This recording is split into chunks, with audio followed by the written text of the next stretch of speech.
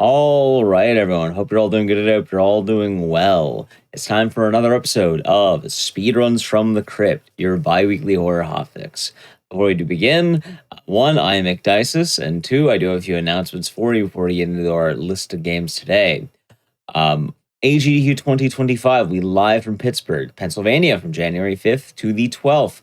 Registration and hotel booking are now open. You can visit gamesandquick.com for more information on that. As well, UBAF is returning as GDQ's first Black charity events, Back to Black, which will be live February 7th to 9th. Run submissions are open now to November 5th. You can go to submissions.gamesandquick.com for more information. Alrighty. So, yeah, today we are doing, we have a couple of remake games for you. I think a few episodes ago, maybe about a month ago, I had a showcase, which was, we had Dead Rising 1, we had Silent 2, and we had Clock Tower. Well, Clock Tower is not quite out yet, but the other two games have had their full releases. So I thought, hey, how about we take a look at these remakes and see what changed from then till now. So in total today, we're going to be having Dead Rising Deluxe Remaster. This came out maybe about a month ago, and Silent 2, which a little under a month ago. It should be fun because I think this might be some of the first viewings of these runs for a lot of people, but hopefully you do enjoy it. As well, we'll use a fun costume for this one, but how about we get started in a moment here. We're going to do a new game file. This is new game ending A. It's the best ending of the main story, and it's pretty chill. Time doesn't begin yet, but I will tell in a moment. Also, hello, everyone.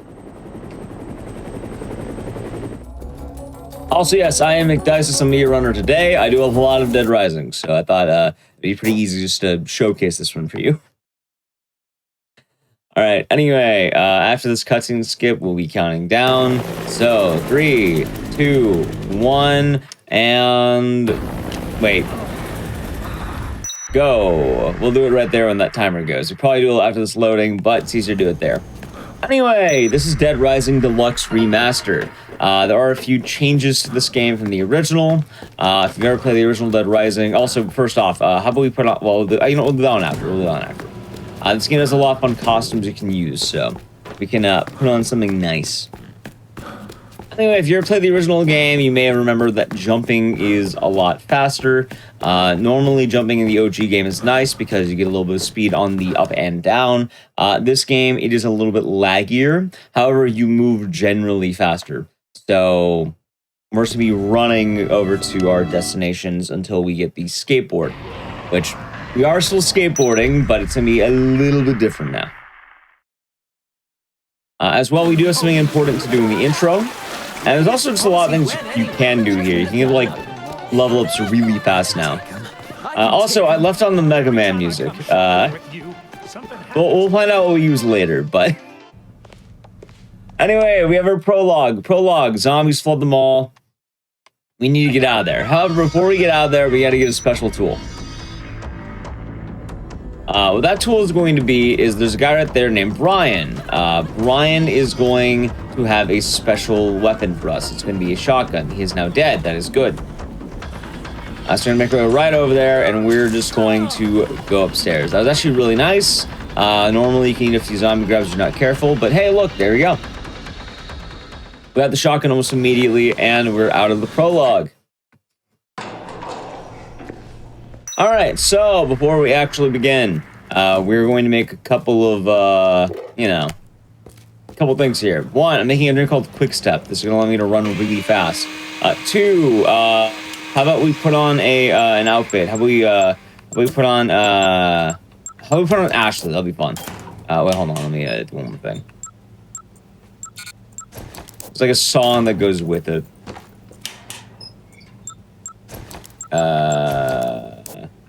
There we go. How about we put on Ashley? Everyone's a fan of the Ashley costume. I know this one actually gives you a bit of time to put on the costume. I'll put it on. There's a lot of them. They're pretty fun, so we'll wear the Ashley costume. If you like RE4, there's Ashley. Anyway, you spend a little bit of time on that costume, but now we have Quick Step. All that's going to do is, well, I run really fast.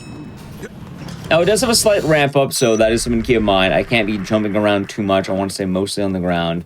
But you can see we're going to be running much, much faster than the alternative of not using Quick Step. all of this is going to be getting us aboard. Skateboarding is still really powerful in this run, and we want to make sure that we're going to be good for that. So our goal right now is we're going to use that shotgun we got. We're going to be using quick step, and we're going to be going right up here to get a couple of skateboards. Right there. It should last me just long enough to get to this rail, which we can then hop off, and then I can pop shotgun right here, and we're getting another magazine. This will be the skateboard magazine. All right, and now we're officially getting into our skateboard tech. One, there's something weird about skateboarding. You can tell it's lightning fast. Two, you can always begin boarding a little bit earlier than you think.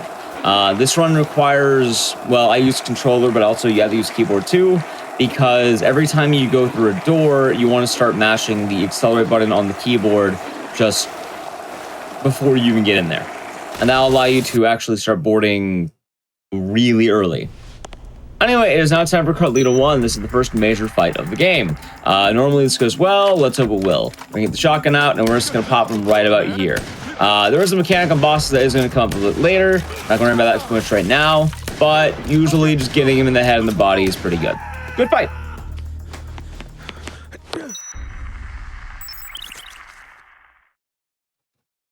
Yeah, for the first time, it's mostly just using the shotgun, and a reward for defeating the fierce boss, Carlito 1, is going to be right up here. We're going to be getting a magazine. This is the Gunslinger magazine.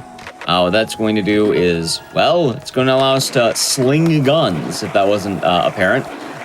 Slinging guns means you just get more damage on the gun. It is worth the detour, since we're using guns for the entirety of the run. If you don't know, in Dead Rising, guns tend to be rather strong.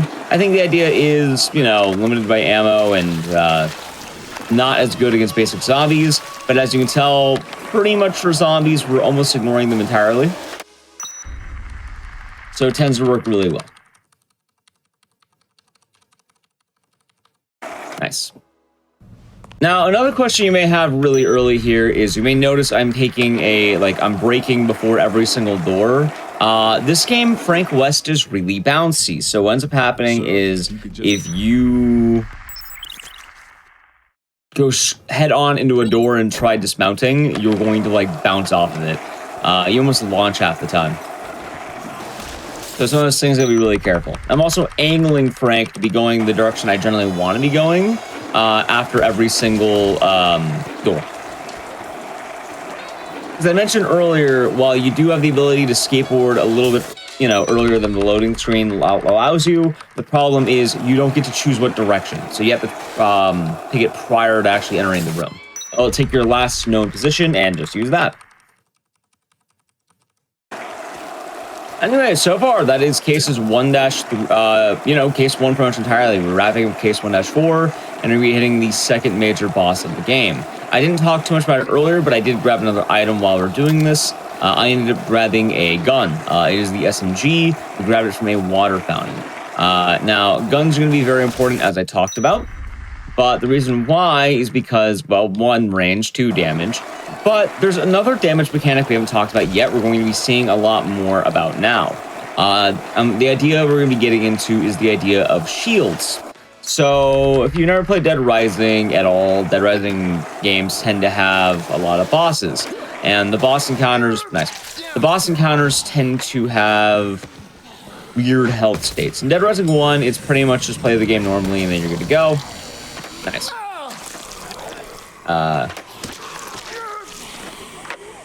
Cool. Zombie hand. Great. Anyway, boss mechanics tend to be pretty straightforward for the most part.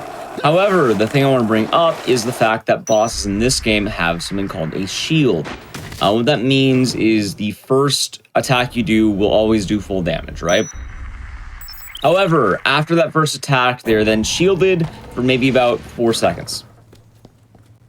Also, we can now do our time skipping, which is going to allow me to not have to do the waiting period. If you ever play Dead Rising, you have to wait normally between cases. This game built it in. We do a minor trick here by pushing YXY, which we fast forward, advance, fast forward, and then it makes it go much faster, or it makes it ramp up to full speed faster than normally doing it, which you'll see right here. it just immediately goes to lightning speed. But yeah, the shield mechanic will start showing up here more often. Carlito 1 doesn't have a lot of health, so you didn't see as much there. But with here, the first shot I'll be doing a certain way because I get full damage on the first shot. Every shot after that will do less for about 4 seconds. So I'm going to be very precise in this upcoming fight and really all the fights coming forward. Because if I'm not, then I'll be wasting ammo. And the ammo count's going to be very important for what we want to do. The route that we have is very specific to that ammo. All right, so we are now entering case 2 I think 2 is the official case.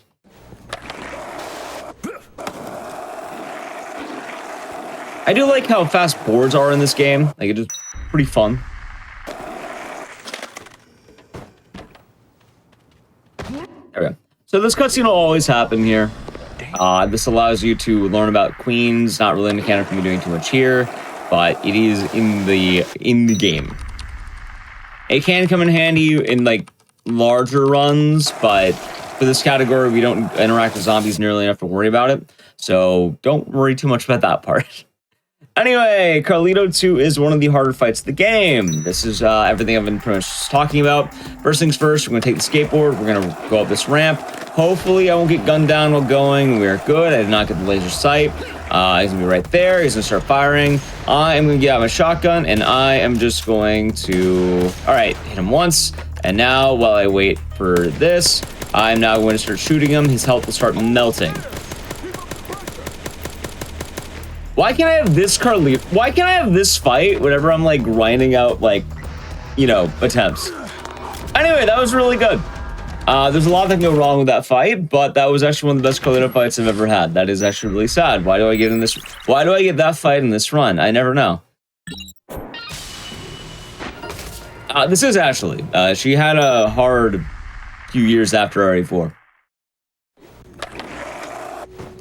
But yeah, you can kind of see there that the Uzi ends up doing a lot of damage for what we want to do, and we can just sort of avoid that fight entirely.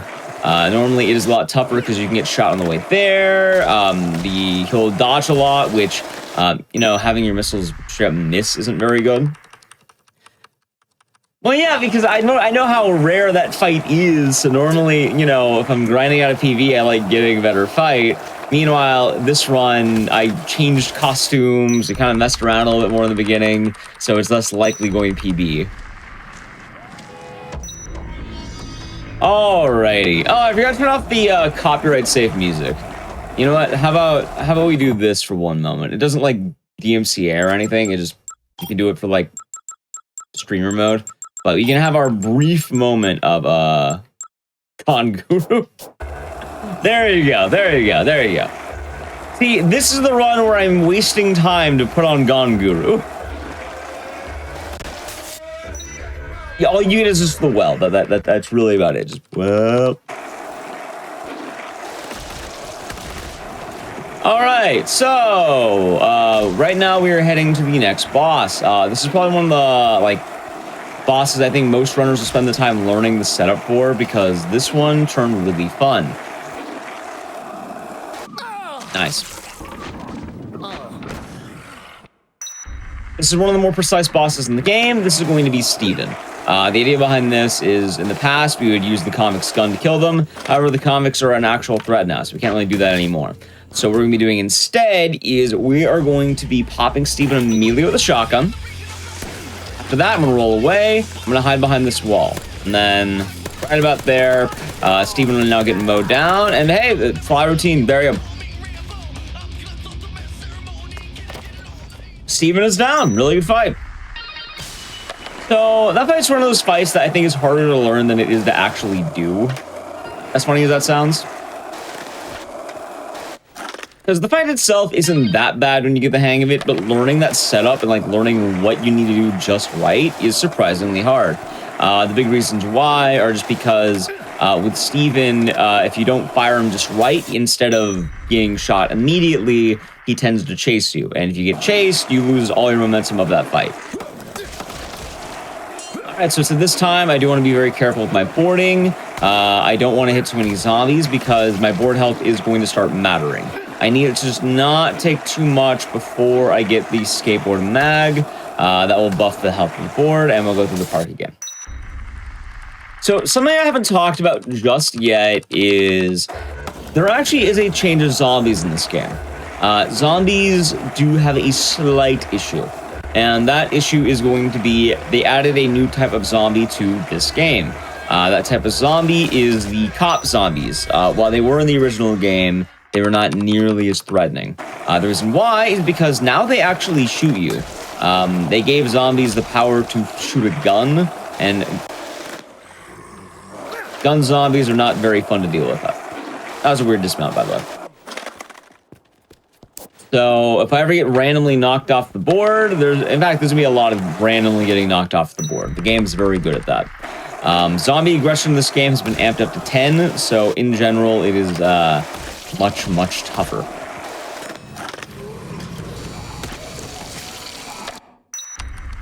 There's also a little trick you can do in elevators if you have a clear path or you can, skateboard early right there. All right, and that is case 2, all nice and done. Got every mission of that down, and now we're going to have some game shuffling. This is case 3. Normally, just look around the mall and then come back. But luckily for us, it just, hey, fast forward time, come back. Now, one of the funniest things about this run, but one of the saddest things too, is the fact that runners can absolutely lose their run if they're not paying attention.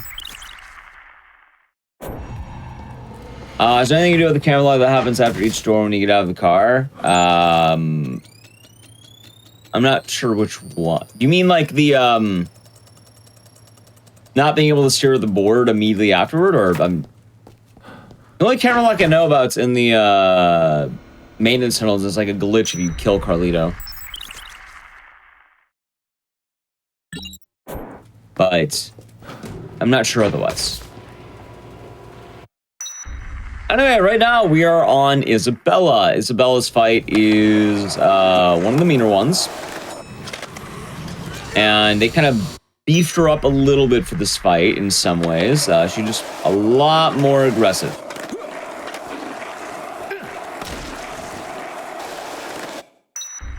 What is the brand to watch? Mega Man. There's a lot of Mega Man references in Dead Rising.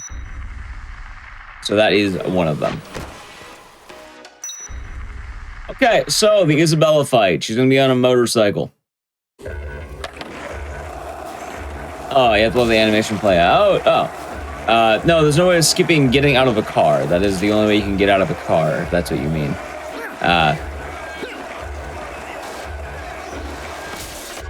Like, it's a car.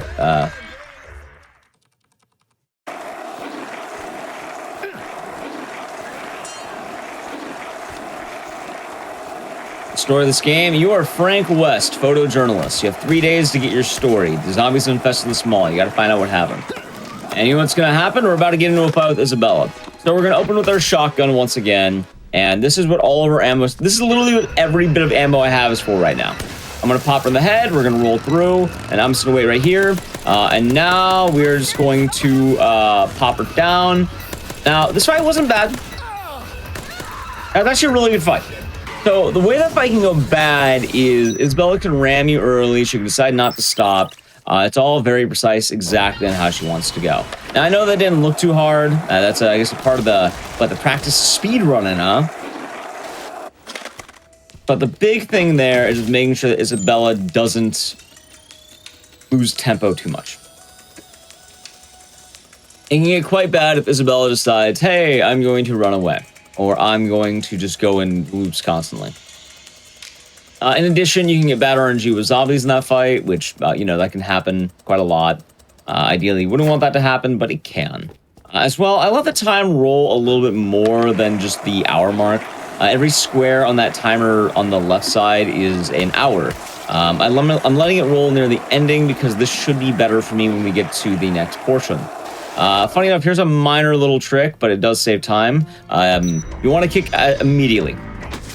In doing so, it's an immediate zombie kill. Otherwise, you're going to have to do the gun of shame, where you have to, get out your gun, shoot the zombie. But that way, nice and swift. So, the time preparation I did, if I did it right, I'm trying to make sure that the convicts aren't going to be in a bad position. So earlier I mentioned the convicts are no longer a joke. They actually are kind of a threat now. That's not good for us because I'm carrying Isabella. She's currently a backpack. And as much as I want is a backpack to... oh god, they're in a bad spot. I'll live. It'll be fun. Oh, no, wait. That's not bad. Oh, Colin, that's not that bad. Hold on. Maybe I'm mistaken. I wanted them to be more of a there, ideally. But I think we might be okay. If you want to get the... You know what? Let's actually start moving more over to the right, and then we'll swing left. Okay. As long as I keep my head down, I think it should be all right.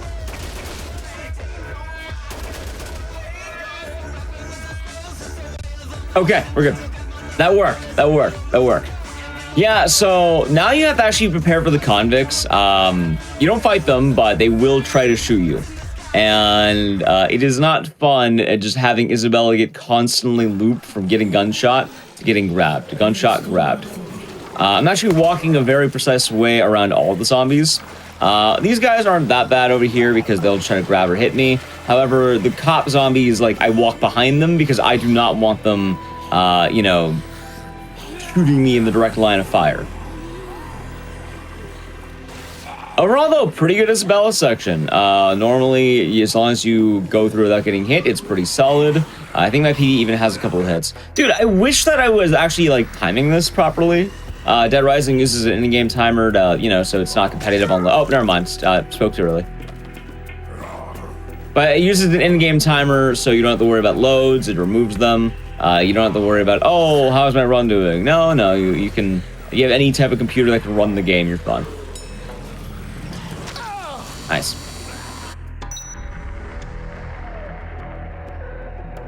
And then we just, right here.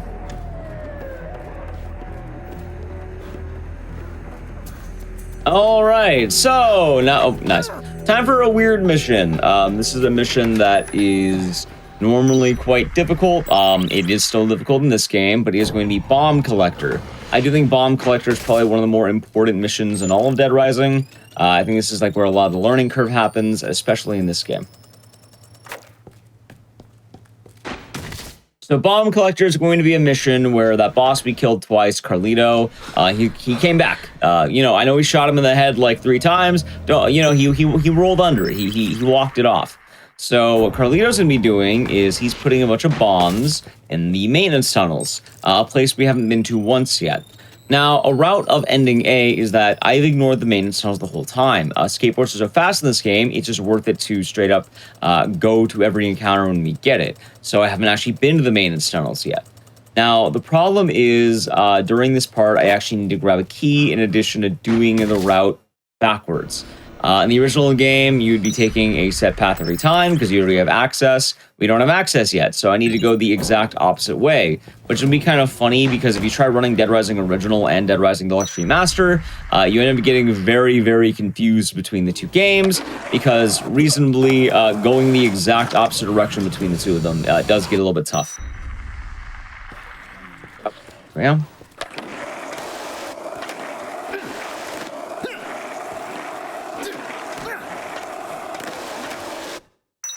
Alrighty. So now we're going to be going into action. Like I said, we can't actually go into the maintenance tunnel part of the maintenance tunnels. So what we're going to have to do is we're going to have to go to the park and we're going to have to take the proper entrance.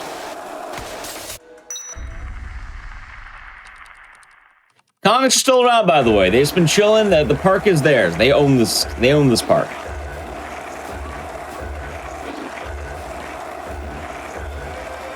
Okay. So we're making our way over to the parking lot and grab a couple of cars here, and we're going to be having one of the dumbest tricks in this game. It's going to be hilarious. And it just works. I'll just say that right now. Like, if you're wondering, oh, how does that work? It just works. So, you actually do need controller and keyboard for this game. The reason why is because if you hold forward twice, once on keyboard and once on controller, you will go faster. If you hold 2 accelerate inputs, the car will go faster. It's notable. You can also notice my turning is going to be very wonky. And also, this car is made out of butter. It also turns on a dime, which is pretty nice for this game. But yeah, the tech for Bomb Collector, one, is going to be I need to keep this car alive the whole time, which sometimes is easier said than done depending on how the game goes. But two, I'm just going to hold... Oh, nice. I'm holding 2 gas buttons. Convicts will despawn on 8-2, or 8-1. No, 8-2. They spawn, despawn on 8-2. They'll last all the way till then.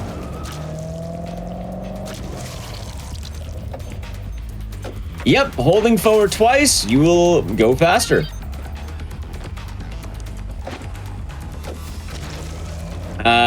This is obviously, I'm pretty sure it's exclusive to PC. I don't think you can do this on console.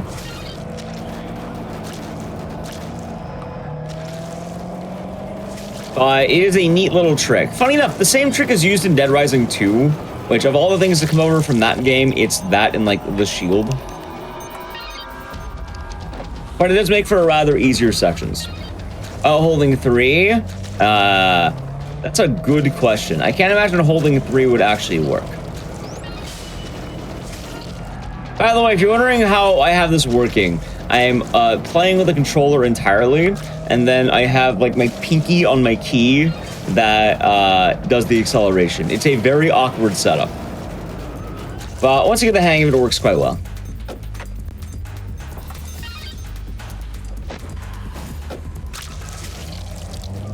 All right, there we go.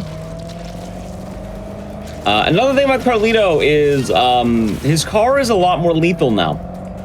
Carlito's car, or should I say Van Lito's car, or Van Lito's van. If he nudges me even once, my car will shatter. His van is based on like just touching it. It does damage entirely that way, which is really stupid. I don't know why. It is one of the odder mechanics of this game. But yeah, he can do like 4 bars of your health. Anyway, this is actually really, really good.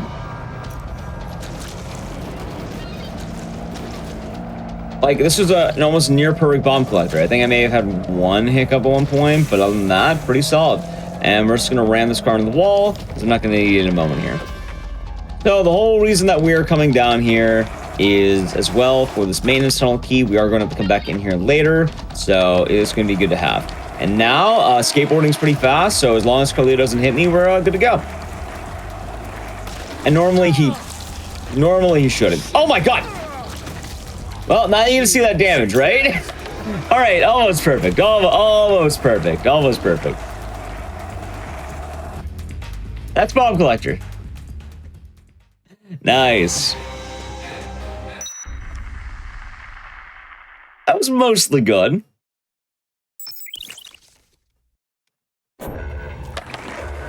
All right, so say goodbye to the convicts. This is their last time being on the screen. After this, Isabella is going to obliterate them. She just sends them to like the Shadow Realm. I don't know where they go. They go off to a better place.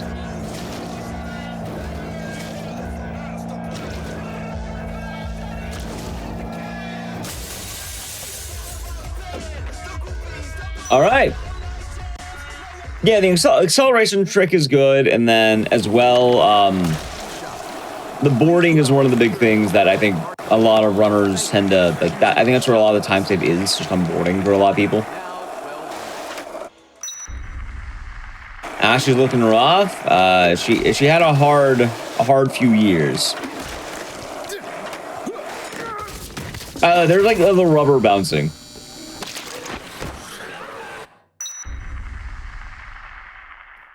All right, so now that we are in the last few missions of the game, nice. That'll happen, by the way. We're gonna be hitting a very funny trick. I like this trick a lot. It's stupid in all the right ways. It's exactly like what you want to see, I think, when it comes to like a GDQ run. Oh, funny enough, the motorcycle's slow. It's one of the worst cars in the game now. Best car in the game is red car. As you're wondering, they buffed skateboarding so much, the only cars faster than skateboarding are the red car and the white car. Everything else is notably slower than just skateboarding. They are that fast. They're also massive. All right, so now we have Isabella. Isabella's mission is an escort. You need to escort her through about 3 different areas, or 4, and we have a very interesting trick here. So, Isabella normally is a very angry young woman. Isabella knows no bounds on her rage, and she will attack. So what we're going to be doing is I'm going to be spamming follow me, come on, follow me the whole time. Why? Because what that's going to do is that's going to prevent Isabella's rage from being channeled. While this is happening, I am actually going to be grabbing additional supplies. Let's get rid of that board. We're not going to get a new board. Let's get rid of the bats.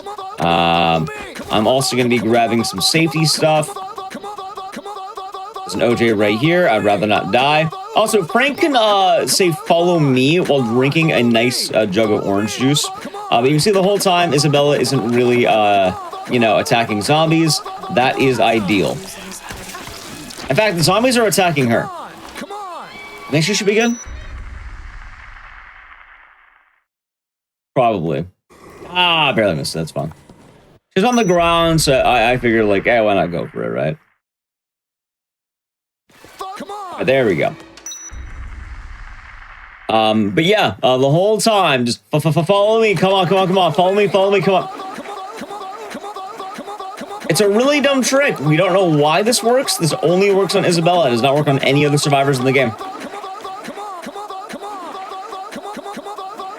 As well, though, while this is happening, I'm actually going to be gathering some supplies. I got the skateboard. I got some help. In this tree, there is an SMG. You can just pop that. And hey, look, I got it right there.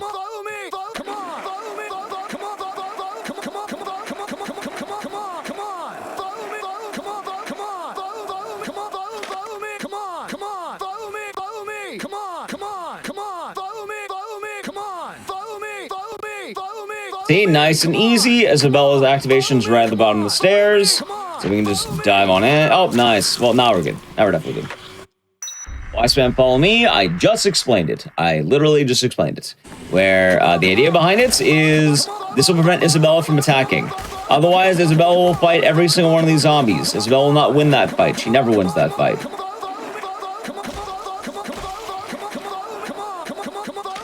Nice.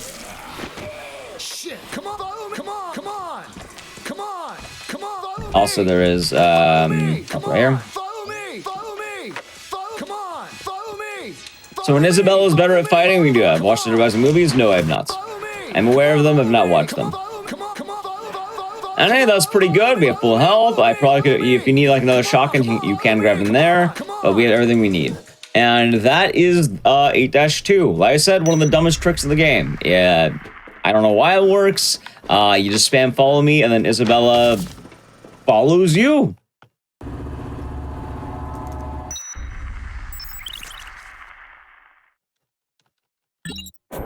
All right, so we have a couple of missions left in the whole game.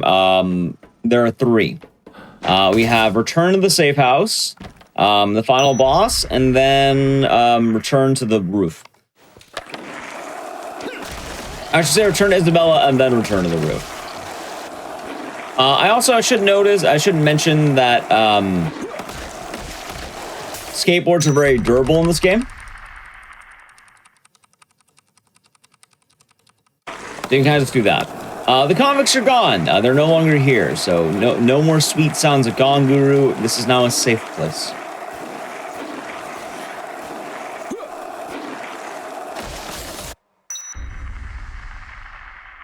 There we go.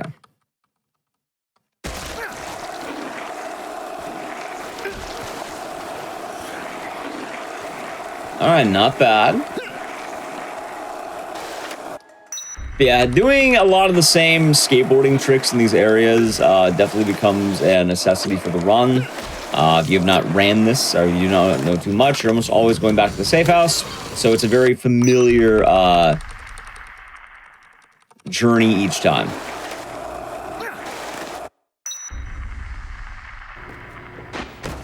All right, there's the Jesse's Discovery, and now we're hitting the final boss. This is going to be Larry.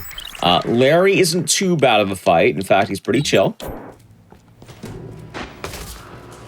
But Larry used to be a lot harder in, well, I'd say Dead Rising 1 original. In this game, he's definitely a hard fight if you let him be, but luckily for us, you know what? If you've had trouble in this game casually, I'm about to be your best friend here. This is going to be the ultimate secret for fighting Larry, if you do not know it. All you need is one SMG and one shotgun. Or 2 SMGs total if you want to play it safe. It's gonna happen. Earlier I opened the maintenance tunnel, so now I don't have to worry about going that way. I can just go down here, and we can drive over there now.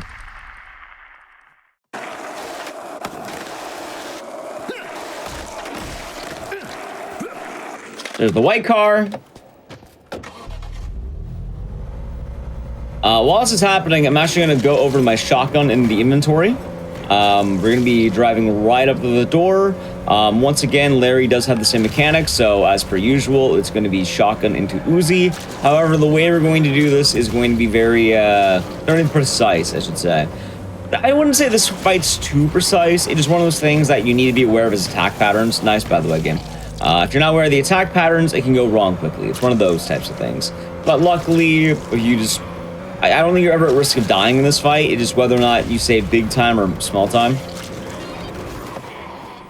Alright, so Larry will never attack on the first... Like, he'll never attack first. He's always a follow-up attacker.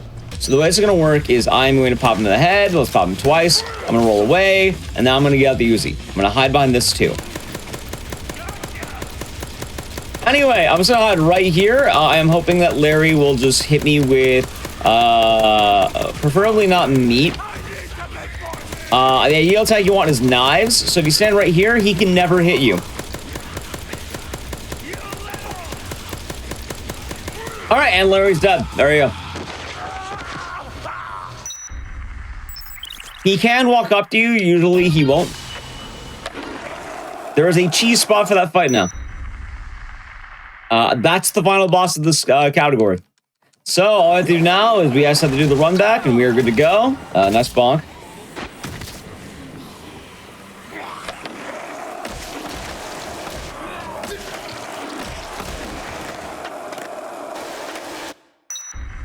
All that muscle? Well, in fairness, muscle does not beat ranged attack. Nice. Damn it. In fairness, I want to say something about Larry. So Larry is a character, is a lore character, right? That man wants to serve the best meat in the world. He's very proud of his meat. And he has this fine cut of, like, you know, Latin American beef in his house, right? And he wants to sell you Carlito. So, you know, Larry, boasting about his meat, decides to sell you ground beef. Probably the worst way to sell meat possible. Like, don't get me wrong, is ground beef bad? No, I like eating ground beef.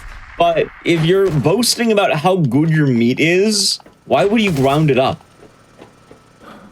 Why would you not have, like, you know, advanced cuts of that thing?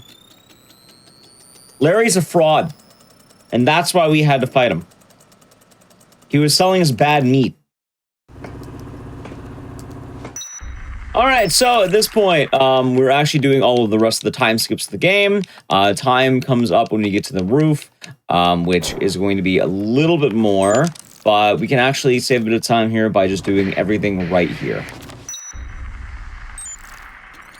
Right, I know Americans love burgers. I'm just saying, though, if someone was boasting about the type of meat that they're giving me, ideally, I would not be asking for a burger. I'd be asking for a steak, and probably like a good cut of steak. I'd be asking for like Wagyu or something like that.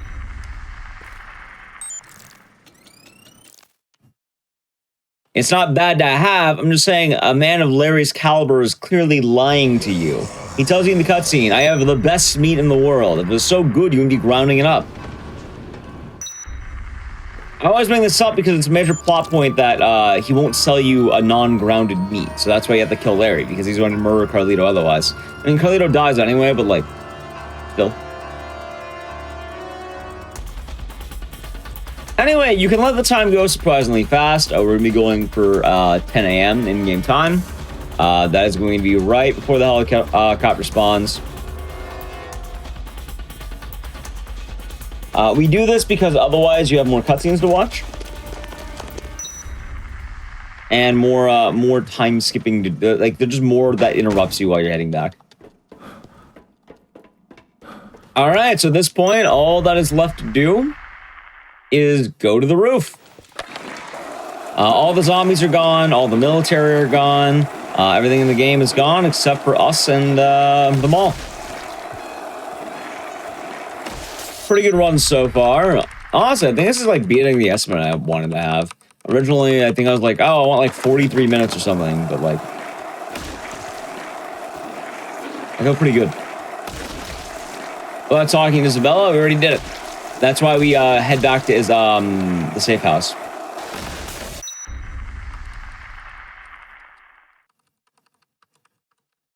It does happen, doesn't it? All right, hold on. That wasn't too bad. I'm not sure what this would have been IGT. Probably been like a 29. Or no, probably been like a 30, I think. Maybe. Would have been better if I didn't, like, you know, pause the game to, like, watch a cutscene or pause the game to change the music. Stuff like that. Yeah, that's what the mission, the fax is for. That's why we went back to Isabella Tideout first. And time will be coming up when the cutscene starts. Nice, wait.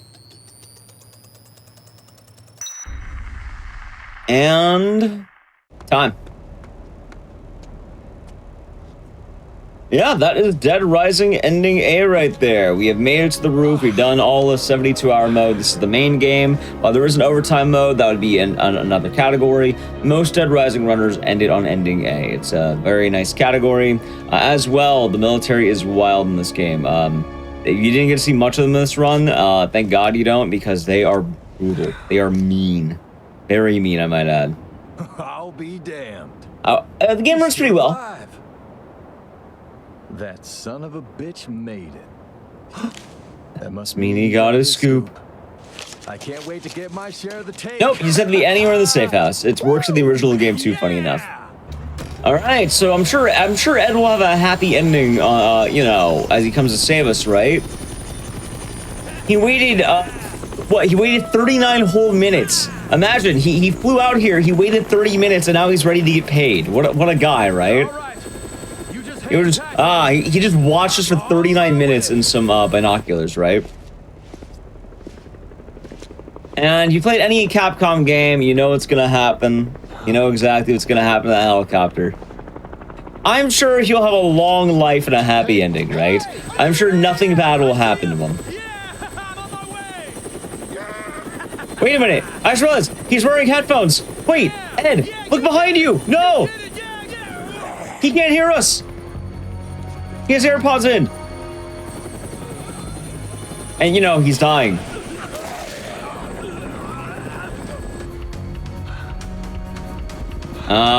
Poor Ed.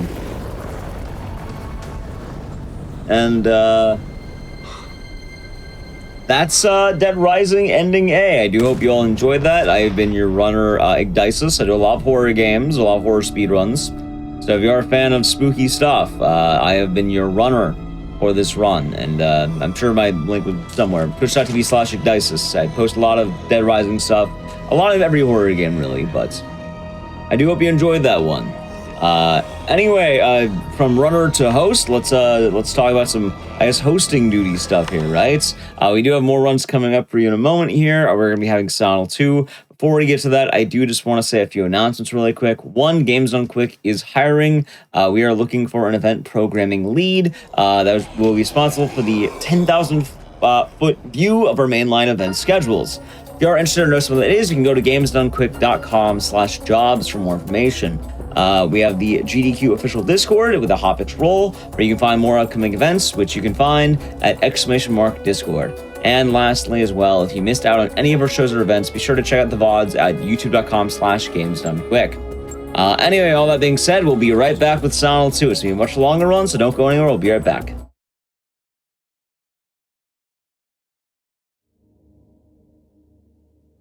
All right, everyone, welcome back from the break. Hopefully you did enjoy that run. It has been fun to see Dead Rising in the new, also the old, kind of the fresh coat of paint and all that.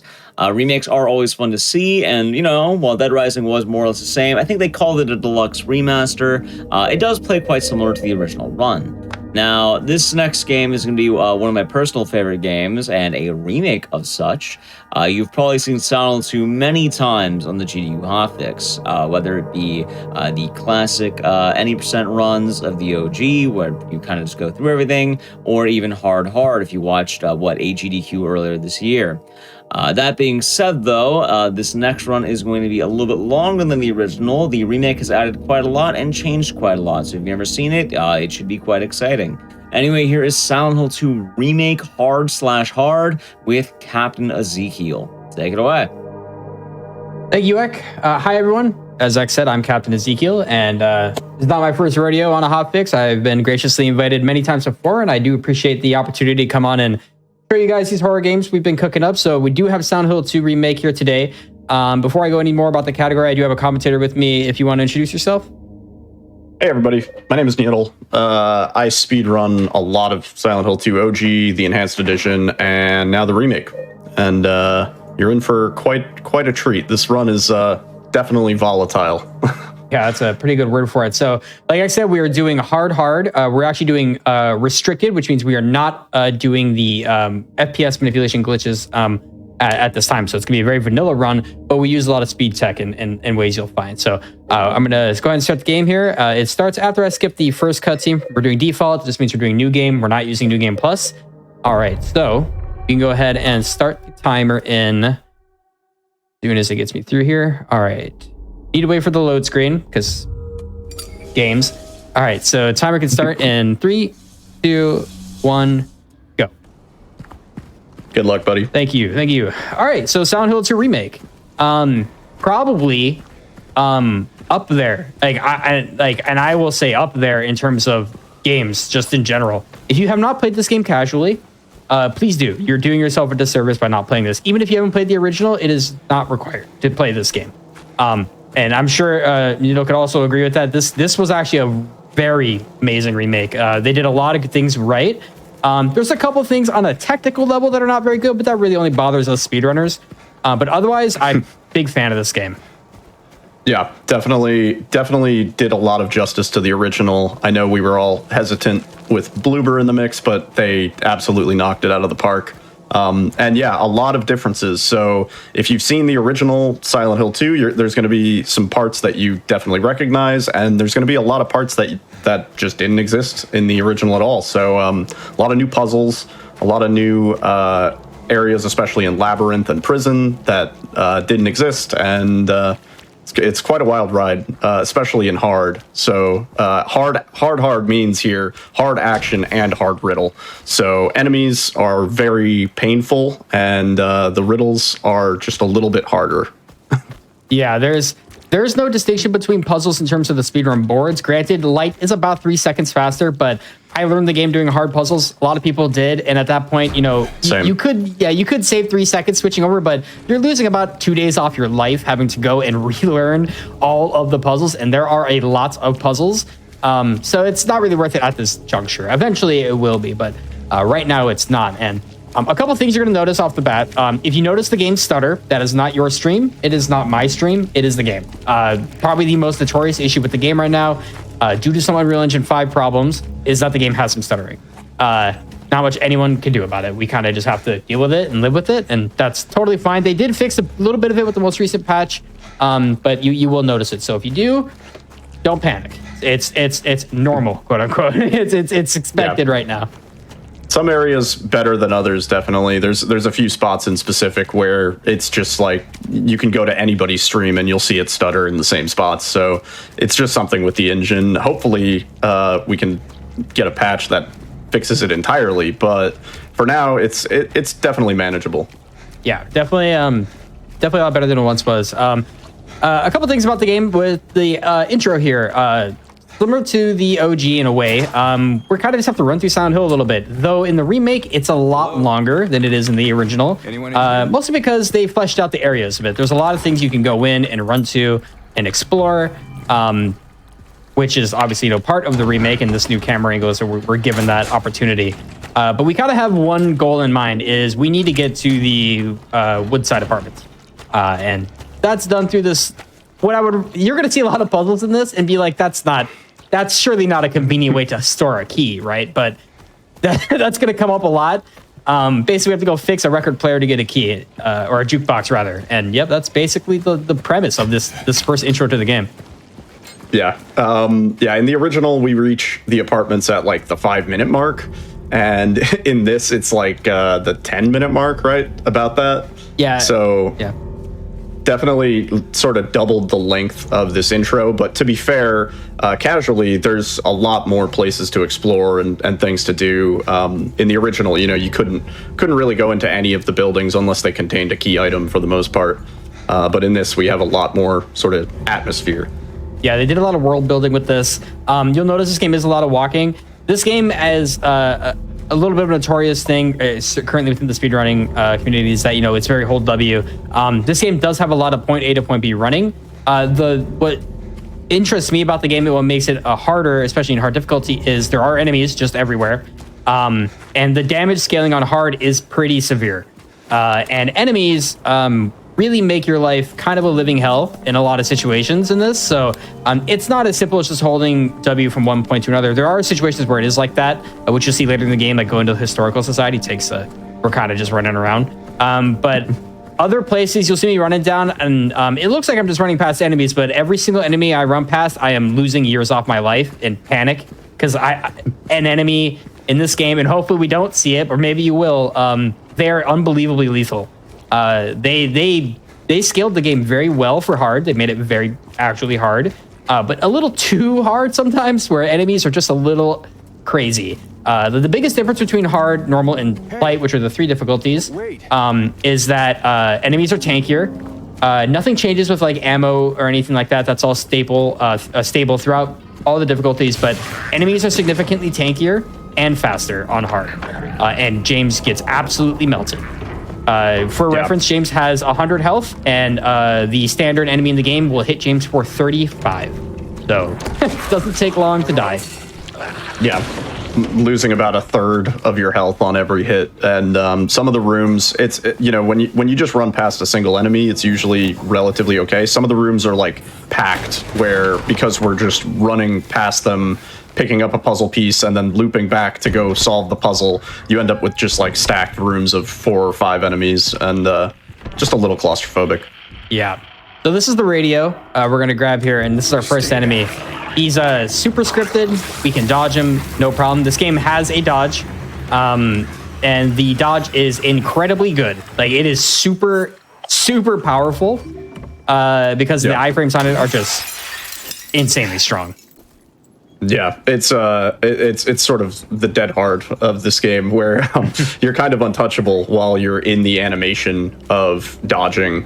You can still get grabbed out of it sometimes, and occasionally you'll get like a cheesed hit where you're starting the dodge, but for the most part, you're just completely invincible. And you may notice we got the plank in a slightly different spot, as well as the radio, than the original. We actually passed where we would have gotten the plank and the radio in the original, but we actually skipped that in the speedrun, so we're bringing it back for the remake. Yeah, it's really the plank's gonna come in handy because we kind of need it to break windows and such. This is where we're gonna get the bar coin, and we're hoping this enemy does not run in here and cause any problems. Right, there he is. So these guys, like, the enemy behavior is it is the best way to explain this is going to sound really counterintuitive, but they're consistent, but they're also random.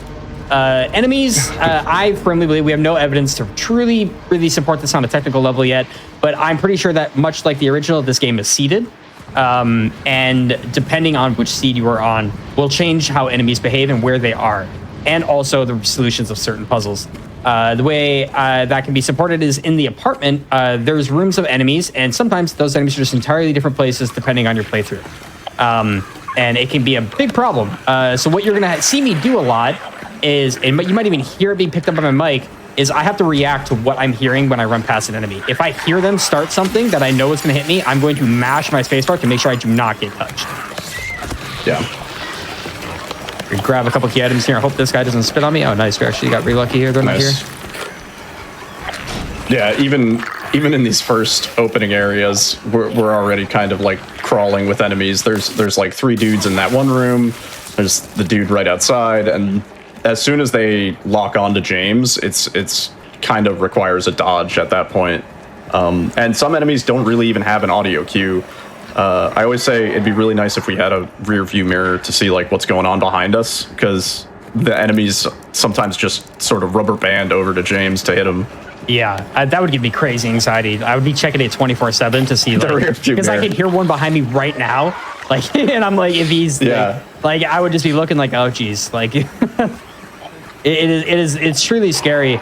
The town here is actually where it is the least threatening, because they give you ample heals, and I will be taking safety heals because it's really easy to die, and I will be making safety saves for the same reason. The game is actually incredibly stingy on checkpoints. Very stingy, and it is kind of a pain. Yeah, you can go long stretches without a checkpoint at times, and it's quite a setback. Yeah, it's brutal. Now we're basically, like I said, the whole premise of what we're doing here is we're getting a couple of puzzle pieces. That's going to be a lot of the theme, is we're running past a lot of enemies and going to bosses, but really to get puzzle pieces so we can get what we need done. We're going to a one of my least favorite things speedrun wise about the game is there are these situations where you need to either put your hand in a hole, jump into a hole, or put your hand into a toilet. You'll see that later. To get an item, and for some reason the game requires us to confirm it 3 times, and you'll see what that looks like right here. It's a very strange thing where James is like, should I do this? And then you're like, yeah, James, you should do it. And he's like, are you sure I should do this? Like, yeah, James, you should do this. And then he gets his hand all the way in there, and he's like, are you absolutely sure? And then now we actually get the item we need. The annoying part about this is if you at any point press escape or right click, it cancels that entire thing instantly and requires you to start it over from the beginning. And that also applies to enemies. It's funny because you're trying to time pressing right click as soon as you get the pickup prompt, because that takes you out of the pickup prompt. So if you pre right click, you take yourself out of the prompt, you have to put your arm in the hole all over again from the beginning of the animation. It's a terrible lesson to learn. Yeah, it's happened to all of us at one point. We were like, well, yeah, there's like a hard lesson in patience. And enemies also stopping you is probably one of the most frustrating things. There are situations where we have to get something or go into a hole or go through a wall, and there's an enemy nearby, and you're kind of fighting against a timer, and you're praying RNG does not mess you up on it. Yeah. So this puzzle, new to the remake, it's pretty straightforward, but we're going to fix this record. Just sort of a quick series of inputs. Getting these puzzles fast and doing these inputs quickly takes quite a lot of practice. It's just, there's like a tiny bit of input delay when you're moving to the left or to the right or up or down. So you kind of have to be aware of that and not overcompensate. But that was perfect. Yeah, these things have like the tiniest delay. The like really interactive puzzles have a weird tiny delay, like he was just saying, that make them hard to do really fast. But the keypad and code puzzles are super responsive. And they're so nice to do. It's like a really breath of fresh air. I'm going to mention these now. These little carts right here, they seem like a very simple mechanic. They're the worst thing in this run, and it is unbelievably painful. And it's not because of that one there. There's going to be a couple later you're going to see where I am just praying to whatever deity I can that I get them to where they need to go before an enemy touches me. Because otherwise you are sitting there fighting for your life, and enemies are tanky, and we are not picking up a load of ammo in this. Yeah. Yeah, especially during these interstitial parts, there's not really a lot of ammo pickups that are even like worth getting.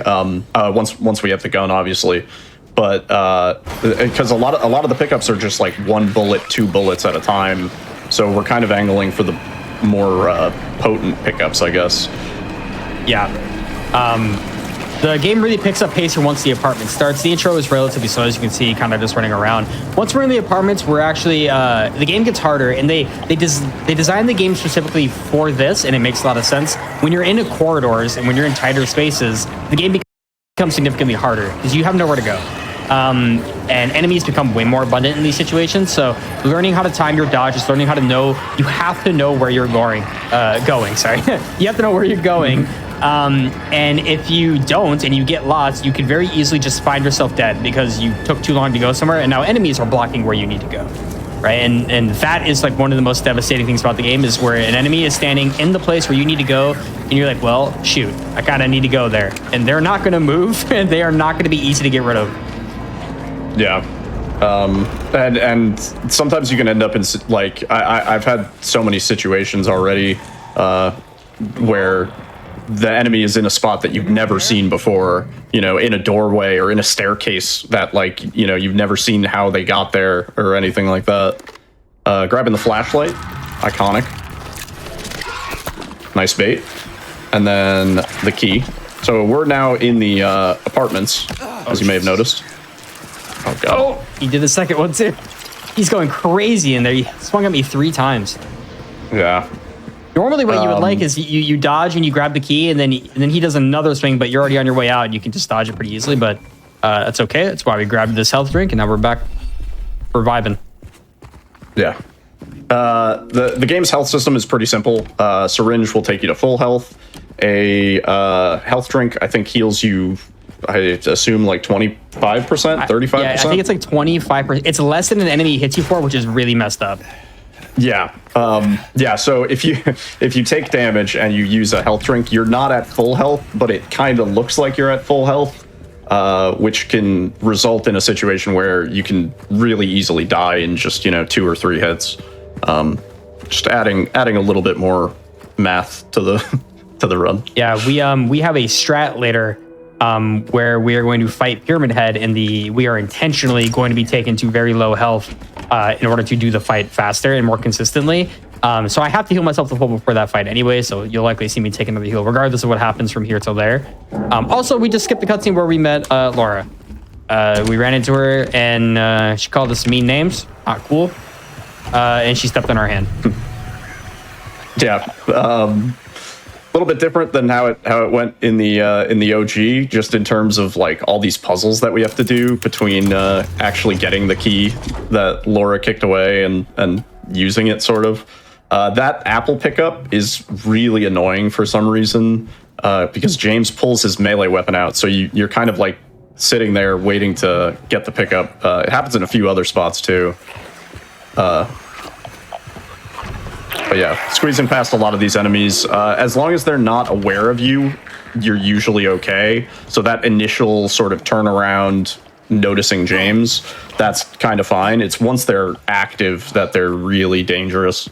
Yeah, there is some rare situations in the game where you will run up behind one of those enemies, and you're not technically supposed to be like behind them because their pathing is not supposed to be there, and they'll just turn and snap onto you instantly. It's rare, but that happens in hospital a little bit, and I'm praying it doesn't happen again, but that is something to that we keep in mind when we do this. But yeah, usually running up to an enemy is pretty safe because you have a little bit of time. Also, we are not coming up on our first gun of the game, which is the pistol. Picked up in every single category, mostly for it's picked up here because we need a gun. I'm not doing this without a gun. But we get to do something called animation canceling. So these pickups where James picking up an item, I'm going to dodge here to skip the little animation James gets when that baby cries. When you pick up an item, James gets locked into this little animation you'll see here where he like wants to put the key away, but you can right click out of it and cancel it instantly. It's pretty nice on things where we need to pick something up and then pick up another item right away. It actually saves a lot of time overall. Yeah, on the crank sections especially. Anytime we crank, there's this long animation, and we're forced to see it because we do end up doing a crank without a gun at a certain point. But there's this long animation where James is kind of like just admiring his handiwork. Oh, that's unfortunate. Really, should be fine. Though. Coming up to a brand new puzzle. Very simple little escape room. And the puzzles are actually always static depending on the difficulty. So this one's always going to be 13, 7, 11. And other than 2 puzzles, there really isn't a lot of RNG in the run in terms of the puzzles. The main RNG really comes from the enemies, like far more so than in the original. These enemies are just like really unpredictable.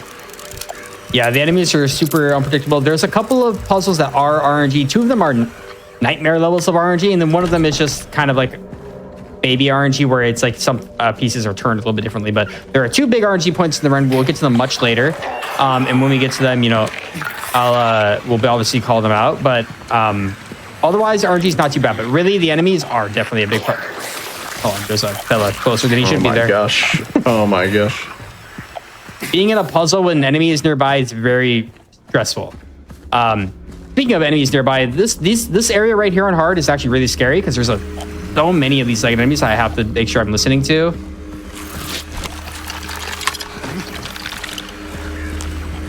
Nice. One more in this room, but he's usually pretty easy to dodge. There we go. Yeah, those rooms are terrifying. Yeah, and those guys are not always in the same position, so sometimes you'll be running through and you're like, oh, I think we're good, and then one of them just kind of snipes you. And they hit so hard. The apple juice, put it in the juice chute. That is a waste of good apple juice, I will say it. You could have just thrown like one can down really hard, and I think that would have done it. It would have dislodged it, yeah, no doubt.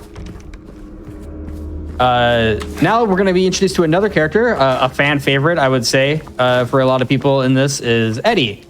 Eddie's a great character, and they actually designed him so well in this game until you get to his boss fight, and then you absolutely hate Eddie and everything about him.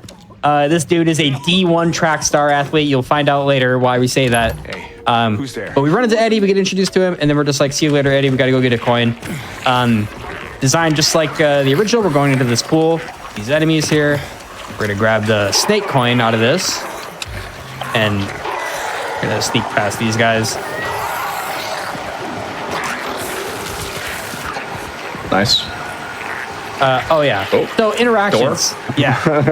Downhill to remake. I will, as much as I love this game, I will detract a little bit from it.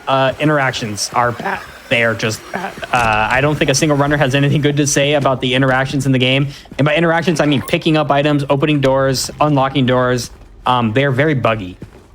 So buggy, in fact, that in the last boss's arena, they had to patch it because you actually could not pick up any items. Yeah. Yeah, the interaction points in some areas are like really tiny.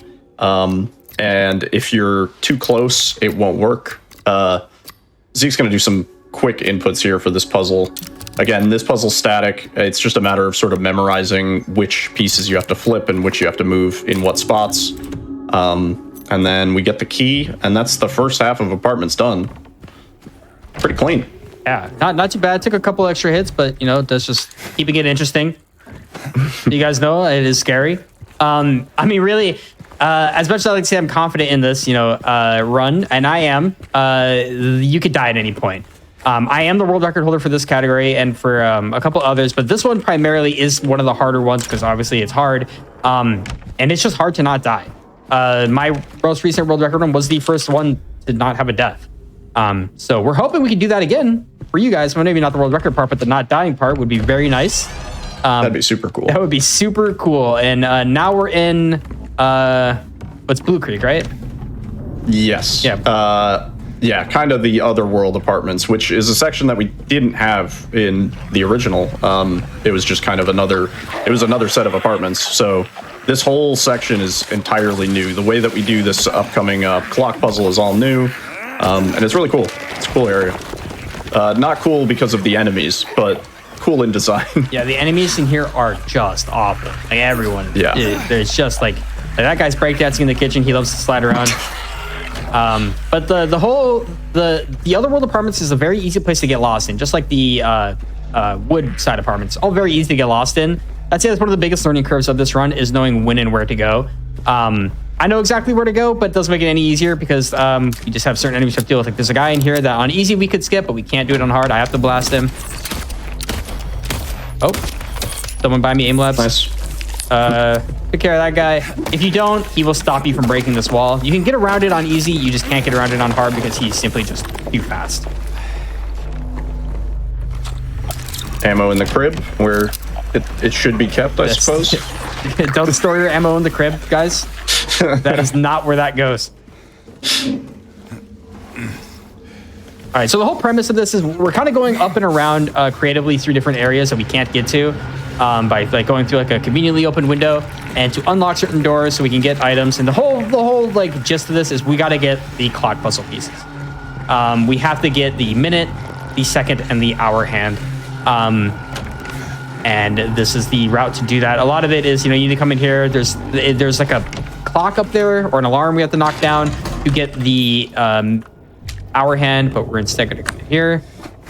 So this is one of the valves you have to turn, and then we can cancel out of it so we can start moving faster. We got this fella here. He didn't hit me, which is good. And now this is where dodging has to become really creative. We're about to come up in one of the most hectic runs through this area at all. We're about to, especially on hard, after we solve this next puzzle and kill this enemy, we're going to run out and there's going to be like the Armada is going to pull up and stop us from getting to where we need to go. So hopefully we don't have any issues. Yeah, this whole section between the crank, like honestly starting at the crank, because there's a guy that's going to bust through the door in just about a second. Starting from here, all through this next area, it's just enemies everywhere. Yeah, look at them. They're just everywhere. Yeah, usually you like I think I'm good. I'm like, oh, I didn't hear them swinging at me like as I'm running away from there, and then I get clocked one more time, just like one for the road. Yeah, they really just give you like a the best way to compare it to, right? When you get hit by one of those legged enemies, it's like, you ever said something like when you were a kid, like silly around your parents, they just kind of thumped you upside the back of your head? That's exactly what it feels like. Yeah, I can relate. This ammo is something I wouldn't normally grab, but we're just going to grab it anyways, just for the safety of marathons, because it's smart to do that. Don't want to be caught with no ammo. And now we're about to do the clock puzzle. This is also another set solution. Same solution as it was in the OG, actually. Oh, I did not know that. Yeah, down to the seconds, which in the OG we just set the clock to 9:10 and it's all good. And everybody's favorite scene. Yeah. You guys think you've ever been locked in somewhere like, how do I get out? It's like, I know what I got to do. I know what needs to be done. Yeah, sometimes you just put on your best plumber hat and you just reach down shoulder deep into a toilet. All the way. What's funny is there's a lot of other toilets that appear throughout Silent Hill, but this is the only one with like liquid in it, and it's also the only one that James decides to put his arm down. So nice job just rejecting that dude. Yeah, he didn't have the multi-pass. This is another area where I'm gonna get hit. I'm 99% sure, like right now. Yep. This guy is a nightmare. Nice. And then there's another guy. I have to kill this guy out here in the hallway. I think I crit him.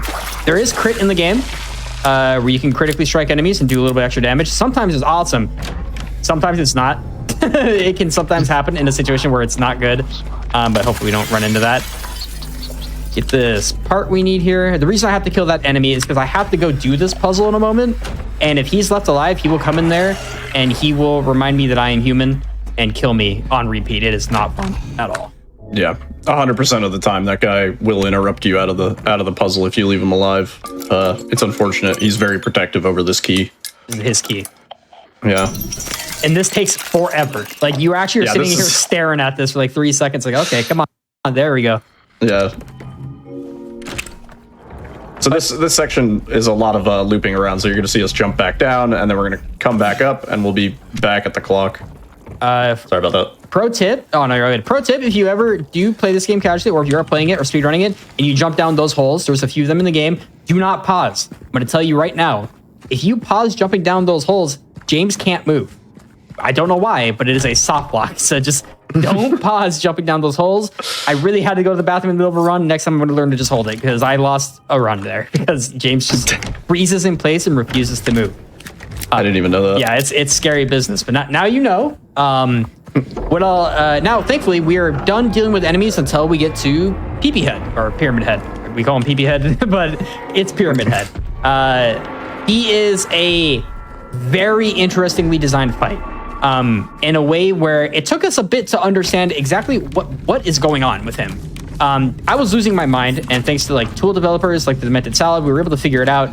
I'll kind of explain the way it works now, because right now we're just really running to do a puzzle. Pyramid Head is a fight that is on a 3-minute timer. This timer is 60 seconds in the first phase and 120 in the second phase. Whether or not you're on light, standard, or hard, this is the same, but you take more time off the timer. So how it works, you could technically sit there and not hit Pyramid Head at all. The fight will end. However, every pistol shot you do takes about 2.5 seconds off the timer, and every melee swing you do takes about 5 seconds off the timer. So obviously, we're going to want to beat him up a bit. And on hard, it's very difficult because he's really fast. It's extremely hard. Yeah. Yeah, and he has a solid move set in his arsenal. So he can like grab you, he can hit you with the sword, knock you down. He can also just kind of like give you a little backhand slap, which he likes to do if you're too close. And we'll actually be kind of abusing that backhand a little bit at the start of the fight.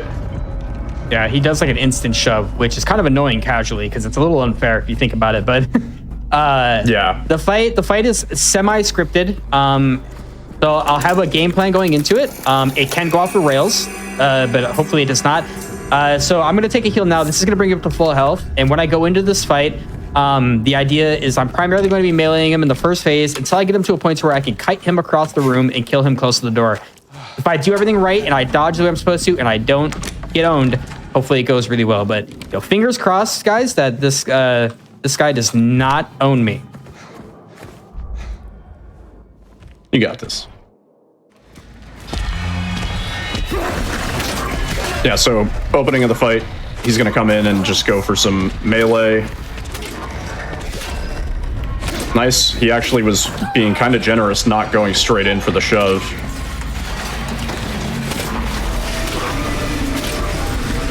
Very nice. So this is now the second phase of the fight.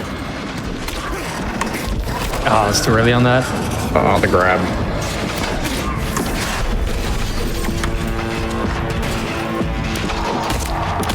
The nice thing is this arena is just littered with ammo.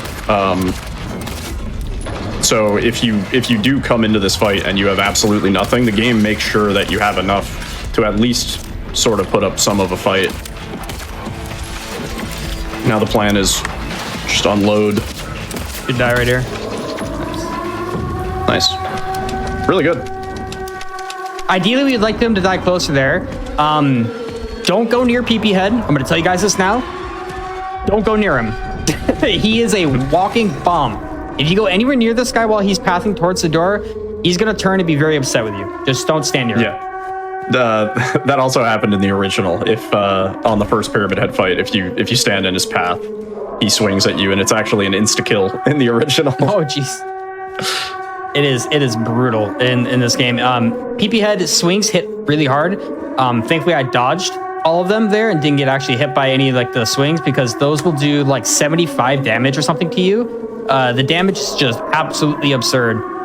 But honestly, not a bad PP Head. I mean, it was technically faster than my PP. I keep by PB. Every time I say PP Head, it's like riddled in my mind. But that was faster than my PB run, killing him because he can be a nightmare, and you really want to avoid dying to him because it's a nasty, nasty time loss dying to that guy. But we did it. That's apartments. Yeah, great job. Considering how like absolutely volatile that section can be, that was really, really good in a marathon setting. Granted, James he's limping a little bit, but this actually doesn't affect run speed. There was a lot of misconception because visually it kind of looks like he's running faster when he's injured. I think every single runner had the exact same thought. Yeah. We were like, are we going to have to be at caution the entire run? Is this an RE2R situation? But fortunately, movement speed's the same. There is also a little tech that Zeke has been doing the entire run, where we're dashing or dodging up stairs. If you want to explain that. Yeah, so going upstairs, James slows down a little bit because he does like a stairs walking animation. Not uncommon to a survival horror game. It's very present, like a lot of Resident Evils and whatnot. But like these stairs here, if you dodge up the stairs, it saves about 0.3 to 0.5, I want to say, on each staircase, depending on how big it is. Varying, sometimes it's more than that, sometimes it's less. The bigger the staircase, the more it saves, obviously. We have a callback to Super Mario 64 later where we go down a very long staircase where I will be spamming it the entire way down.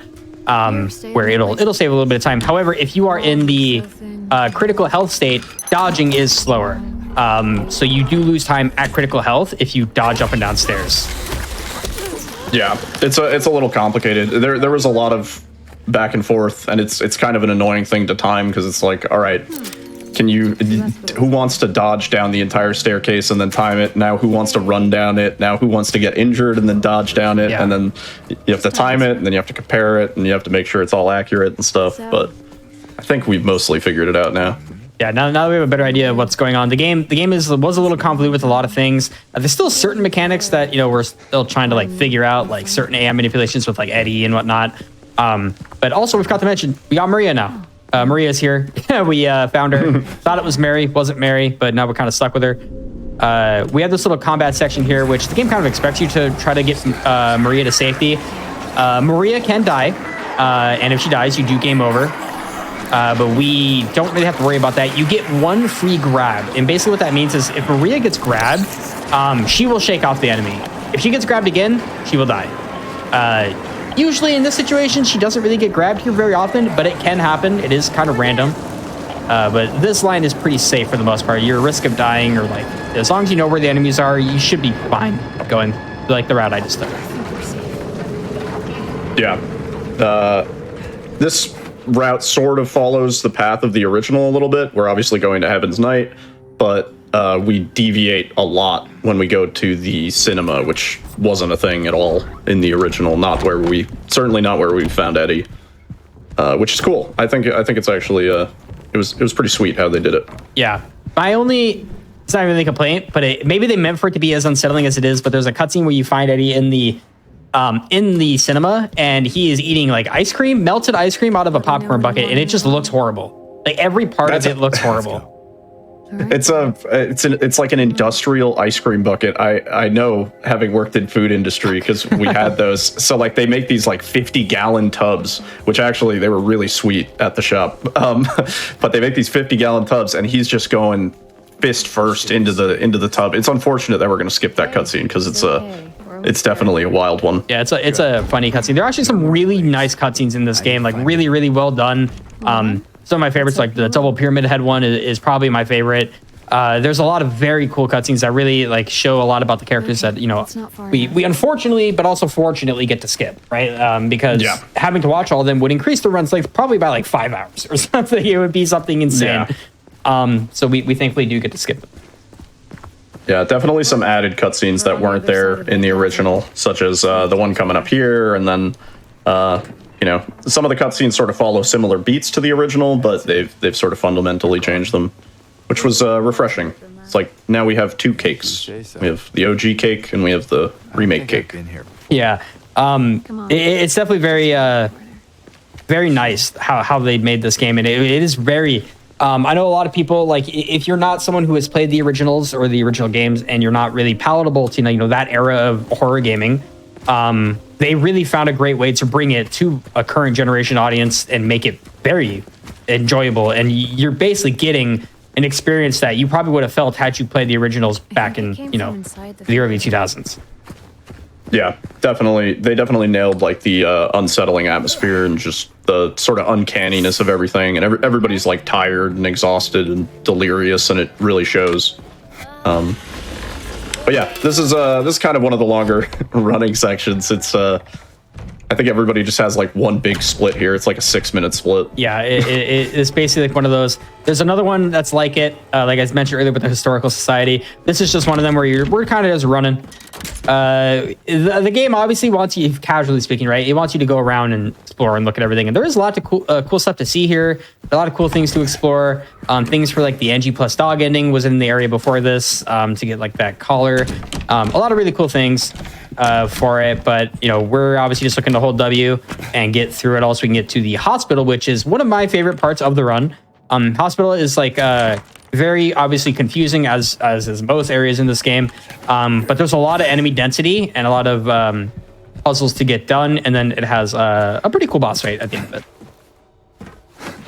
Yeah. we say these sections are whole W, but like there is definitely still a lot of thought that goes into the lines and like where you're going. You know, you can lose quite a lot of time just, you know, running slightly the wrong way in some of these areas. So just because it's, you know, there's no enemies or anything and we're not solving puzzles, there's still optimization to be had here. Yeah, there's one thing I pointed this out too on stream is that yeah, we're not fighting anything, and you could technically go on autopilot here, but autopilot is your biggest enemy in this game because the second you do, you maybe don't click on a door the right way, and plus 5 seconds. it's like it's super painful. We're in the hospital now, and I just got a shotgun shell.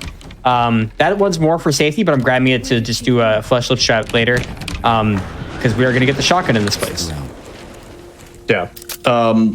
The hospital goes surprisingly quick for how long it takes casually to get through. Definitely one of the longer sections.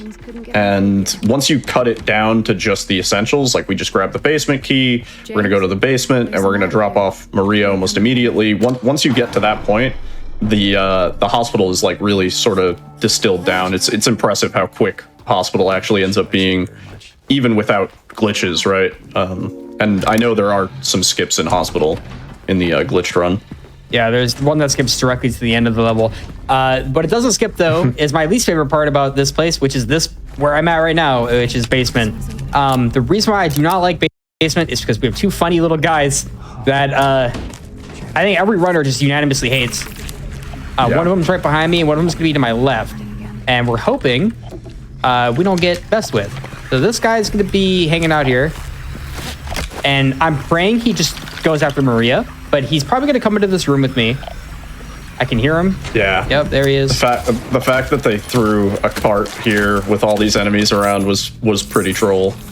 And you'll notice the mannequins, they actually don't set off the radio right away. So when they're in their hidden state, you don't even necessarily know that they're around the corner, but they'll get you. Like there was a guy directly to Zeke's right who fortunately didn't wake up until James left. Yeah, he got Maria. Also, don't worry, as Maria's fighting for her life. Like, I'm gonna go over here and grab this ammo. I normally wouldn't, but there is just in the off chance that I need to kill an enemy I don't normally have to kill. It's better to just grab it to be safe. These enemies are kind of in these static spots here. I should be able to hold past them. That guy's just chilling right there. As long as we enter a cutscene, enemy positions for the most part reset. They'll break their aggro at least on you, and it gives you time to get to where you need to go. Yeah, we can get interrupted out of interactions, but anytime it's a cutscene you can skip, you're like that's your safety. Yeah, we are very fortunate in that area just now where like where I was talking about earlier, where I think the game is seated, that there's supposed to be a second guy, or technically a third guy there that stops me at the gas can. He didn't spawn this time. He was not there. Pretty sure that that's part of like the seed we're on. I don't know what seed we're on, but so far I'm kind of digging it. Now we're introduced to the we new. Don't get owned. Yeah. Now we're introduced to one of the strongest enemies in the game, which are nurses. Yeah.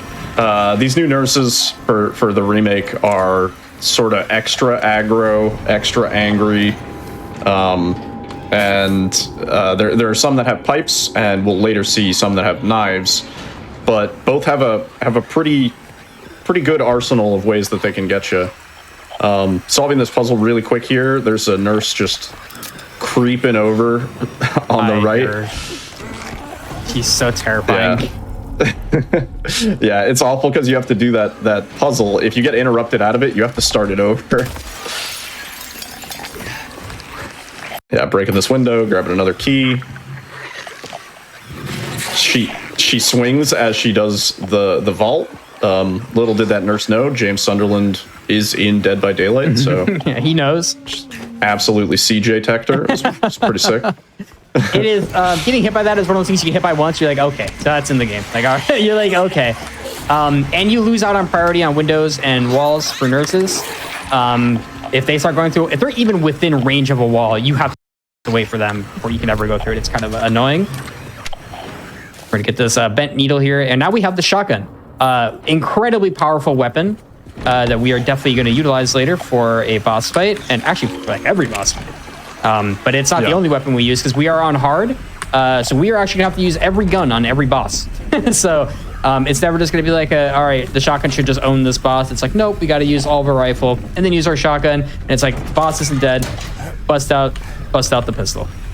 And if that doesn't work, we're hand-to-hand combat. Going pipe. Yeah. It gets CQC. Actually, the melee in this game does a lot of damage, more than the pistol substantially. And if you get uninterrupted hits out, it does crazy damage. Bad part is James is not the guy that should be going toe-to-toe with like Pyramid Head with a pipe. Like, it is very risky. This guy is scary. If I can just get this dodge timing down and get to the door before he gets me. Nice. Yeah, all through here, there's just kind of enemies hanging out, and we're gonna have to go like up and down this hallway a couple times, and each time you do it, it just gets a little bit more dangerous. But yeah, the goal here is we need to collect 3 bracelets for it's kind of a really wacky key, because I was like, James could totally just break that and get the key out of there without doing the puzzle, but whatever. But we're going to be solving a puzzle in the director's office where we have to get a key, which ultimately will get us up to the rooftop, where we're trying to get to right now. Yeah. My route's a little different here. I think your route's definitely better. Oh, look, see, that's what I'm talking about. Like, he wasn't even near that thing, and I had to be like, oh, ladies first. Like, traffic jam. James is a man of chivalry. That is for sure. He will not take that door first. But yeah, when I mentioned earlier that there's some very interesting puzzles about like, why is a key being stored that way? Surely there's a better way to do that. This is one of them. But thankfully those nurses were asleep. If the nurses are standing still and their heads are shaking like that means they're sleeping. But they wake up usually pretty quickly after. This area right here is where it gets really sketchy, because now those enemies are aware that I'm in here, so they're going to come through that door probably, or they're going to get close to it. If we're lucky, they don't. But it can be quite a cluster in that hallway, and we're hoping we don't get bamboozled. Yeah, the enemies kind of just as they hang out, they get angrier and angrier. Yeah, right in front of the door. Cool. Super cool. Also right in front of the doors. Super cool. Wow. You can kind of dodge a little bit to like force James through areas like that, but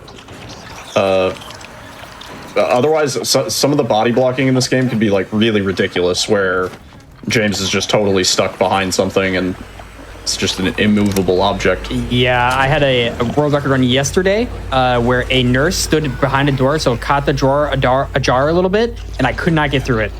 She just stood there asleep, and I could not get the door open. Yeah, so this puzzle, I'm like, dude, we could slide the key out of that hand or like crack it open. It'd be so easy. Yeah, but we have to. It's for dramatic effect that we. It is. we gotta open up the hands. Well, and also this is a key to get to a room right next door to get another piece of a puzzle that we then need to solve in the previous room. Yeah. So someone was having a good time when they set this up. Also, it was like. It's funny because this is not how buttons work. You can just press it. It's right there. You can see the like you can just press where the button was supposed to go. Right. Like I can still press a key on my keyboard without the keycap in, you know? Well, there's a very important lore reason for that. James is stupid.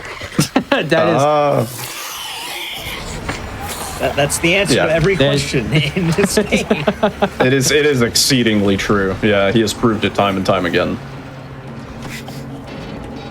All right. So we're going up to the rooftop now. Yeah. Basically, sort of first half of Hospital is now done. The way they sectioned out the progression in this game is actually pretty like balanced. It feels like you spend about equal parts in the regular version and then the Otherworld version, which is pretty good. That jump scare got me really bad on my playthrough. I don't know who else it got, but it got me pretty bad. It's funny because if you use a free cam and you go outside the door, like as soon as you pick up the letter, Pyramid Head is just standing there, like menacingly, just waiting for James to come out so he can grab him. He's like a bully waiting outside the bus. He's like, no, come outside. Yeah. So we're gonna do flesh ups here. I'm gonna start by doing a reloaded of this checkpoint. The reason I'm doing this is because it extends how long flesh ups is hanging out, literally. Literally. Yeah. Yeah, so this fight, I think Flesh Lips actually has the most weak spots of any of the enemies. Like, Flesh Lips takes a varying amount of damage depending on where you hit him. The basic gist of it is you want to hit him in the flesh, in case that wasn't obvious. But also, he has weak spots in his feet and in his weird little freaky mouth thing.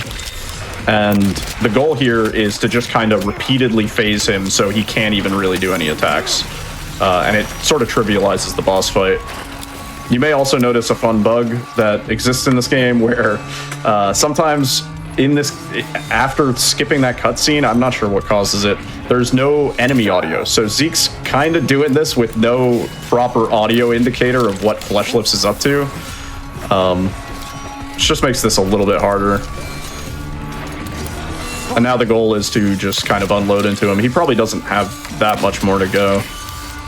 Unfortunately, on hard, we actually have to empty this entire shot. Oh, really? All 8? All of it, yeah. Oh my gosh.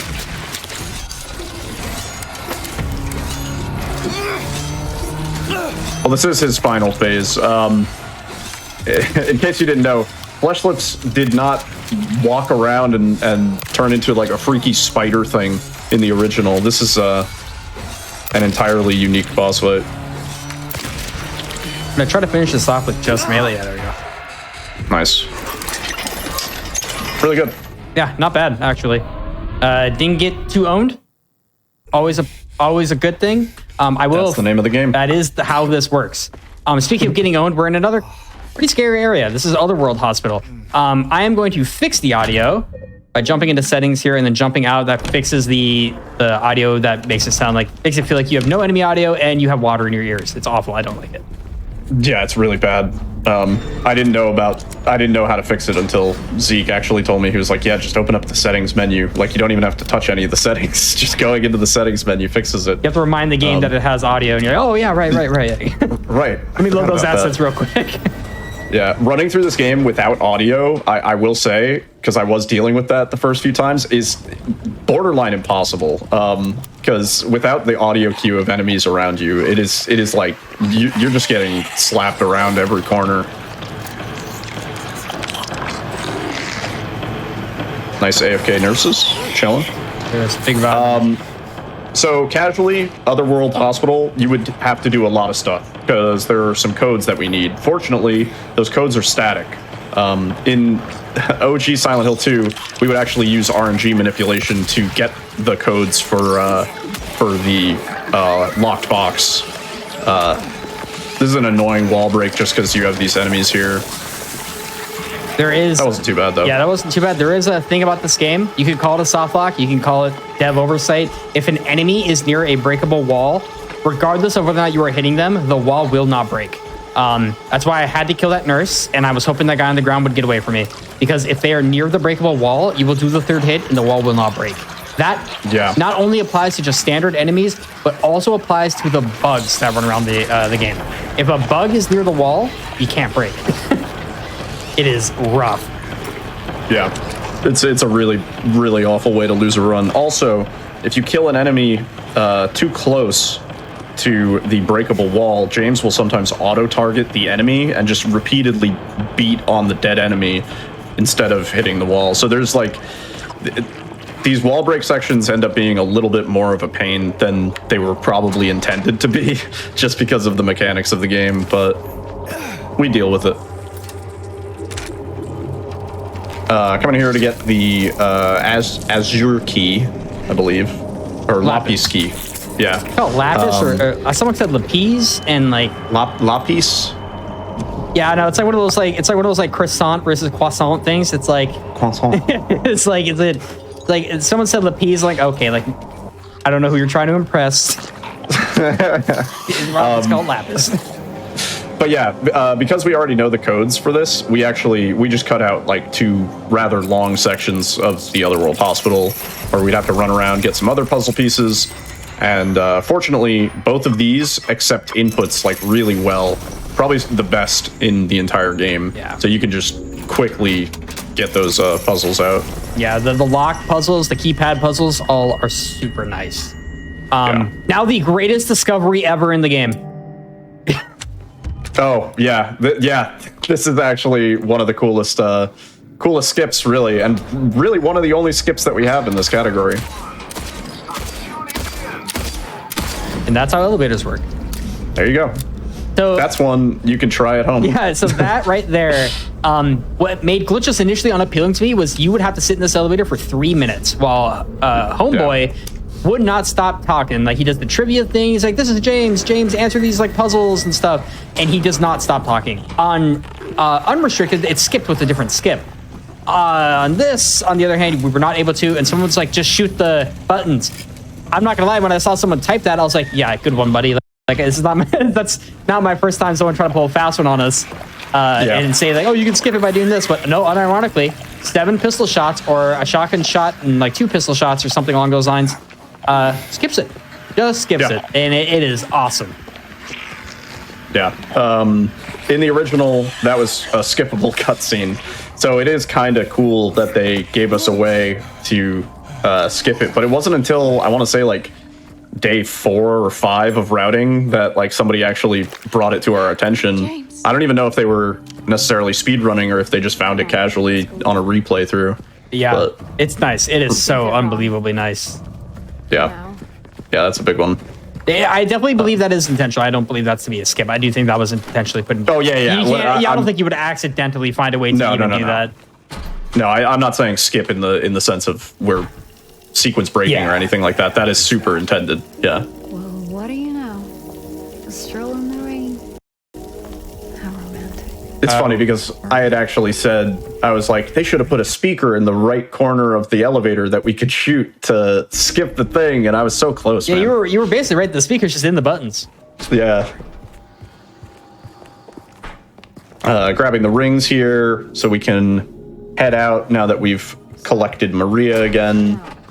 The super Maria's- nice part actually about that elevator, the trivia thing, is we still get access to the loot box, which we absolutely need on hard. Yeah.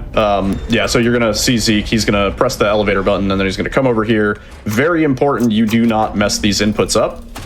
Just like in the original, if you mess it up once, they do not give you the chance to do it again. So make sure you get that trivia down pat. Yeah, the 5 shotgun shells and the extra heals is super nice. Normally, I have more heals than I would normally have, but it's just simply for marathon safety. Because we haven't even gone past the scariest parts of the game yet. We still have over an hour to go.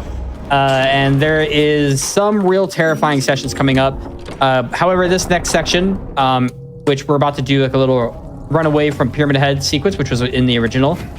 Except I think in this one, it's definitely a bit different because he cheats and he goes through walls. And it's kind of scary.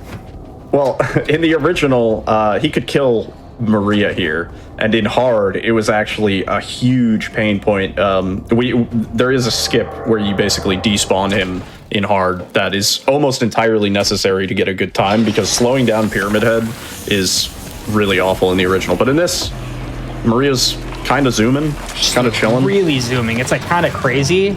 Like she's got the heels on, the boot heels on, and it's like I'm out here like huffing and puffing. Yeah, she's outpacing James by so much. Like, how could she possibly lose this race? She's gonna live, right? Surely. Yeah. Look This at is her. the one where she lives. Yeah, I think. she's great time. Actually, insane pace on PB pace. Yeah. And suddenly she's behind us. And she tripped, and you probably know what happens if you watch any horror movie ever. Like, unlucky, but that's the end of Maria. Hate to see it. On this game, I will mention, and you obviously probably noticed if you played the original or if you've seen anything on this game, but it has a lot of endings, and there are some new endings related to the remake. A lot of these endings have a lot of influence depending on what you do throughout the game, including like checking on Maria and such.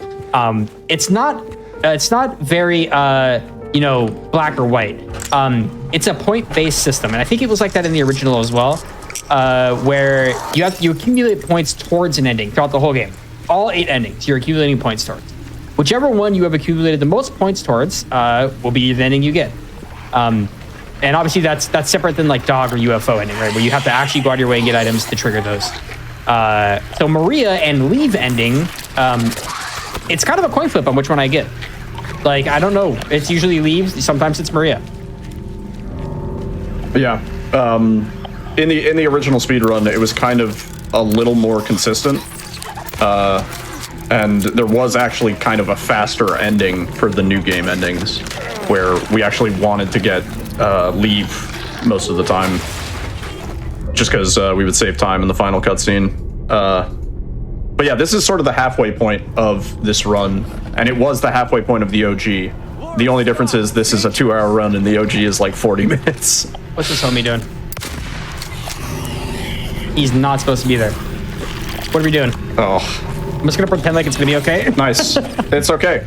It's pretending works. He was there's a tech there where you start walking, but I think I started walking too late, and he saw me and didn't reset back to where he was supposed to be, which is fine. I did have to waste a shotgun shot, but it's okay. We will be taking detours for a little bit extra ammo to ensure that I do not end up in a very rough situation. Yeah, this is another section that I've heard people say, oh, it's the Otherworld Streets, the whole W section. There is so much stuff going on here that you have to deal with and dodge. And there's a lot of enemies that can just like grab you and kind of gank you. Yeah. So you just need to be like full eyes and ears for this whole section. Got to be aware of everything, or else you get smacked in the back of the head, and you just don't want that to happen. And there is so much enemy-wise you have to deal with here. Isn't until after when you meet Angela where you actually are in a whole W section up to the Historical Society. Yeah. But until then, we're kind of having to avoid a lot of enemies. We get introduced to the Mandarins here. We don't deal with them at all right now. They will become a very annoying enemy to deal with later, but right now we don't have to bother with them. They're just kind of hanging around. In the trailer, they showed the first Mandarin encounter, like when they're, below the grates here, screaming and staggering James, and I was like, oh my god, that's going to be the worst thing in the speedrun. And I was kind of right. Yeah, you're kind of right. It doesn't happen right there, but it does happen later. Yeah. But yeah, just running through here, there's like a lot of enemies that are kind of just chilling out, but sometimes they can just activate for no reason. Thankfully, we get iframes going through stuff like windows and holes in the wall. Yeah. I don't have to really worry about just getting absolutely cheesed for no reason at all.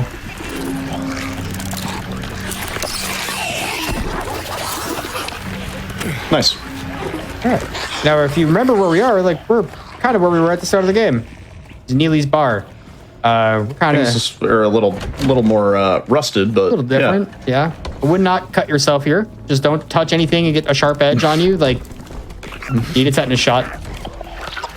Yeah. I feel like you need a tetanus shot just like breathing around here. James needs a tetanus shot after reaching into that toilet. Like he he needs a lot of shots for that. Yeah. I don't know if the shots have been invented for what he just did. The game has this theme of where Maria is kind of like, flirting with James throughout a lot of the game. But this is after his jacket has been soaked by the toilet. So yeah, Maria's either got no sense of smell at all, or she does not care. Yeah, this is definitely one of those games where you're like, wonder what that smells like. I do wonder, right? Like James's coat has got to be like burned. Yeah. You can't clean that. There's no way. Just like the smell of rust running through these streets and stuff like that too. It's like a very they should have sent the scratch and sniff with this game. Resident Evil 7 has a 4D candle that shipped with it. We could also get a Silent Hill 2 4D candle. That would go crazy. Oh, I have a Silent Hill candle. It smells like the forest. It's like the intro forest, and it kind of just smells like a fireplace. Kind of. It's actually quite pleasant. That is not what this game would smell like. I'm gonna. There's no way. All right, so yeah, we got the wrench here. Like I said, this is the section now where we're kind of in like we're really just holding W until where we need to go. We're gonna go run into Angela, and she's gonna be like, "Hey, go to the Historical Society." And we're like, "All right, sounds good." Like, I don't know. Like, we're kind of just accepting what everyone says to us as like fact. As kind of the whole point of the game. Like, I think I heard about your wife. She's like over there. And we're like, "That sounds good to me, man. I'm on the way." Yeah, in the original, we would get the wrench, but the wrench would actually be used to open that little lockbox that we're going to get to in that Angela cutscene.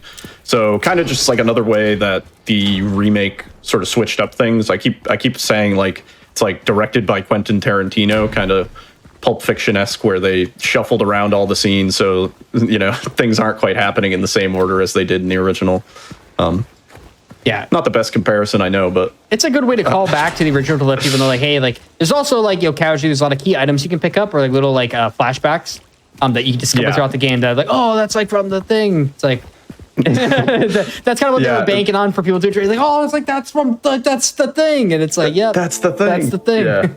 It worked on me. Every time I found one of those little glimpses or whatever of nostalgia, I was like, oh, it's the nostalgia sound. We can sit here and nostalge, Yeah, it's nice and it's charming, and it's not really like overdone or anything, because you could tell that this game was trying really hard to like be its own identity, and it worked really well, utilizing a lot of the current generation of like how to really adapt horror, especially when you're doing a third poison.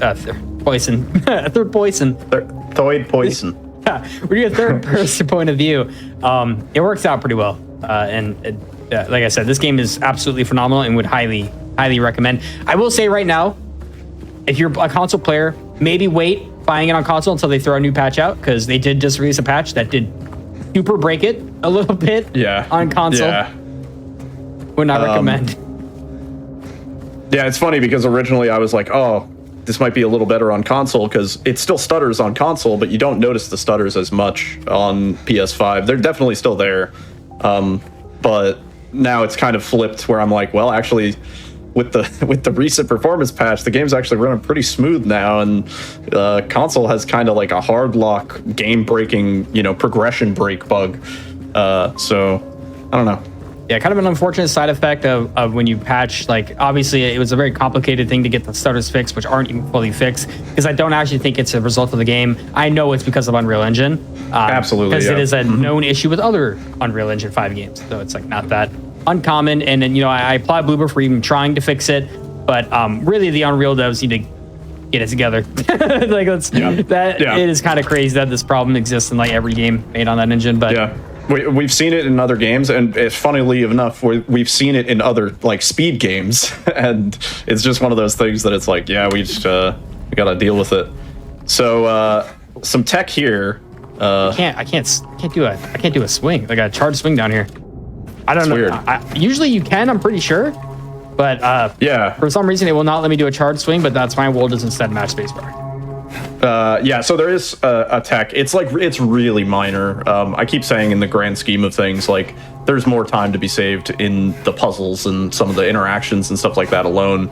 But basically, if you swing and then cancel your swing with a dodge, you can get just a little bit of extra distance out of the actual dodge. The first time I saw it, I was like, this is cope. This is not a real thing. No way. I don't want to do this the whole run. This is going to be really toxic. But turns out it is a real thing.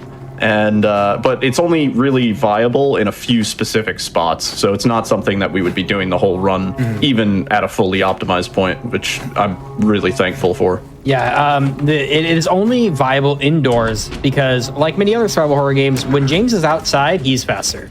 So you lose time because you're just faster natively when you're outside. And it has to be down a straight hallway. And it is most effective on stairs. Yeah, and you wouldn't want to do it anywhere indoors for the most part because there's going to be enemies usually, and James is like really keen on just locking onto enemies. So there's like a long hallway sort of corridor in the prison, and I think it was theorized like, well, could we use it there? But then you're going to be locking onto enemies left and right. So breaking through the wall, kind of like the original, but a little bit different in that we have like 4 different spots to choose from. It's always the back right spot, which is pretty nice. Glad that is not RNG. Speaking of RNG, what is RNG? So just like in the original, you have to brute force the bug room key door. There is no known solution. Nice, really good. Actually, not bad. Yeah, you just have to go through, and Zeke actually mapped out the exact sort of optimal inputs. So like you go 239, and then you go 932, and then 293, and you can kind of work your way through the 6 possible solutions. It's always 239 as the lit keys, but the order that the numbers are going to be is random. Yeah, it's you can get really bad RNG there, where not only does it take a while, but the bugs start hitting you, and you cannot do the puzzle while the bugs are hitting you. Yeah, you're really on the clock there, because like not only are you trying to do the puzzle fast to like, you know, save time, you're doing the puzzle fast because after like the 4th try, usually that's pushing it too far and you start to get attacked by the bugs, and then sometimes you have to kill them, and it's just a lot of time loss. I do have my live split open, and because I got the RNG so good on that one, I saved like 23 seconds. It's like, oh my god, you saved so much, and that's not even the only big RNG spot of this area. We're gonna come up later to the noose puzzle, which was probably one of the most frustrating things to try and figure out, where we all just collectively agreed we gave up. We all just gave up on trying to figure it out. Yeah, there have been a lot of like theory crafting ideas around this, where it's like, well, maybe it's based on this, and maybe there's some predictable way to do it. But at the end of the day, we're like, yeah, let's just YOLO it, and worst case scenario, we reload, and it's like a 10-second time loss. Yeah. So I think most everyone is YOLOing it instead of even trying to decipher the puzzle. Especially because in Hard Riddle, you actually have to know what the bottom plaques say on top of the top one, so it's just a little bit... It takes too long to look... Like, who's trying to read in the speedrun, right? Yeah, I mean, I don't... If there's a time in my life where I can avoid reading, I'm going to take it.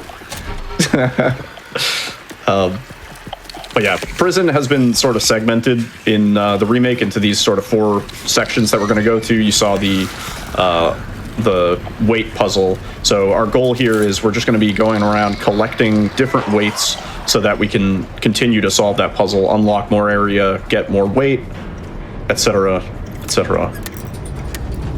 This puzzle, fortunately, is static. It's 4, 5, 2, 1, 3, 6, 7. And you didn't see it there, but if you do it in an incorrect order, it's one of those classic, like, flip one switch, 2 other switches go down. So it's just obviously optimal to have no switches unflipped.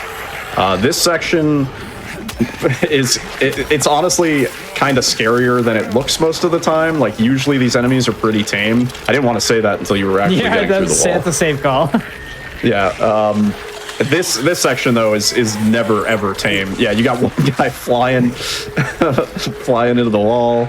It's crazy. That area. These spider enemies are just insanity, man. Like they don't have a reliable audio tell that they're about to swing like every other enemy does. And you can't see them because they're all up on the walls. So you're hoping, you're identifying after enough playthroughs. You're like, all right, I know that there's a guy who can be here sometimes, and you're reacting or preemptively dodging. Yeah, in a lot of cases, because in general, running is going to be faster than dodging. You don't want to just, dodge the entire way, but throwing in an extra dodge to not get hit is like super worth it, even if the enemy didn't end up attacking. So sometimes you'll see a dodge, and sometimes the enemy would have hit, but you don't even see it because the enemy just like flies off screen completely. Yeah. So just trust that anytime there's a dodge, there's an enemy attacking. There is a method to the madness. Yeah. This puzzle is actually, it's way less inputs than it feels like it was going to be when playing the game casually. It's really simple to just swap one weight over and then head on to the next door.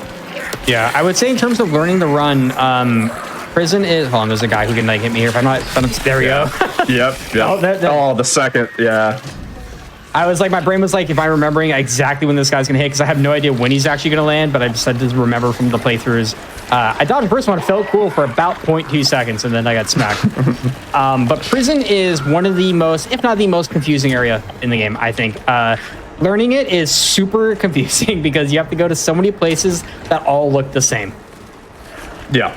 And I'm not gonna lie, I still sometimes forget where I'm going, and I like have to reset my brain. If you start to autopilot in a section like this, you'll think that you're doing something that you already did, or that you didn't do something that you need to do. You know what I mean? So you'll like skip picking up a key and then get to the door where you were supposed to use the key and be like, oh, that's why we're saving time here. Yeah. Like, well, I just saved 10 seconds on this, but what happened? And you think about it and it's like, oh yeah, I took a Phoenix route before. Yeah. Oh god.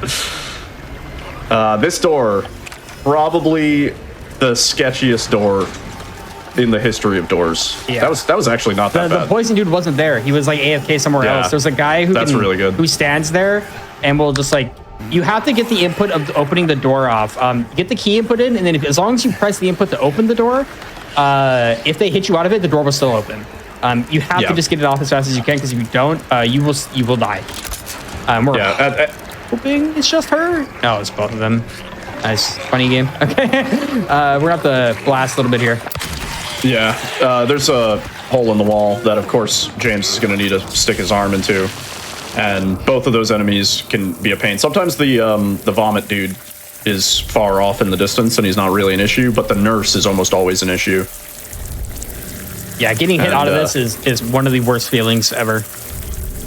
I was sort of hoping that, like, by the third or fourth time that James has to stick his arm in a hole, like, it would only be one confirmed prompt, because he should, you know, nothing's bit him in the hole so far. It's not like he's lost a finger. Yeah. So he should just be kind of down to go He's for it. just ready. He's like, yeah, I'm used to this now.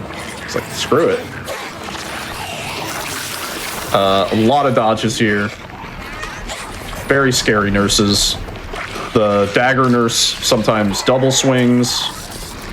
I don't know where that guy's going, but he was like freaking out there for a second. Yeah, he's out. There is a slightly faster route to go through some other locked doors around here, and I'm aware that it saves like 3 seconds, but that would require me to like reprogram my brain through through this area, and it's not currently worth the hassle to like relearn exactly where to go, because if I learn a new route through prison, I'm going to be very confused.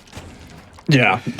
This is a new run, obviously, but for the most part, the route is like pretty ironed out in terms of where we go and when. There's just these little small deviations that people have found, especially recently, where it's like, if you unlock this door and then you go through this staircase, you don't have to go through here, and it saves, you know, a few seconds here or there.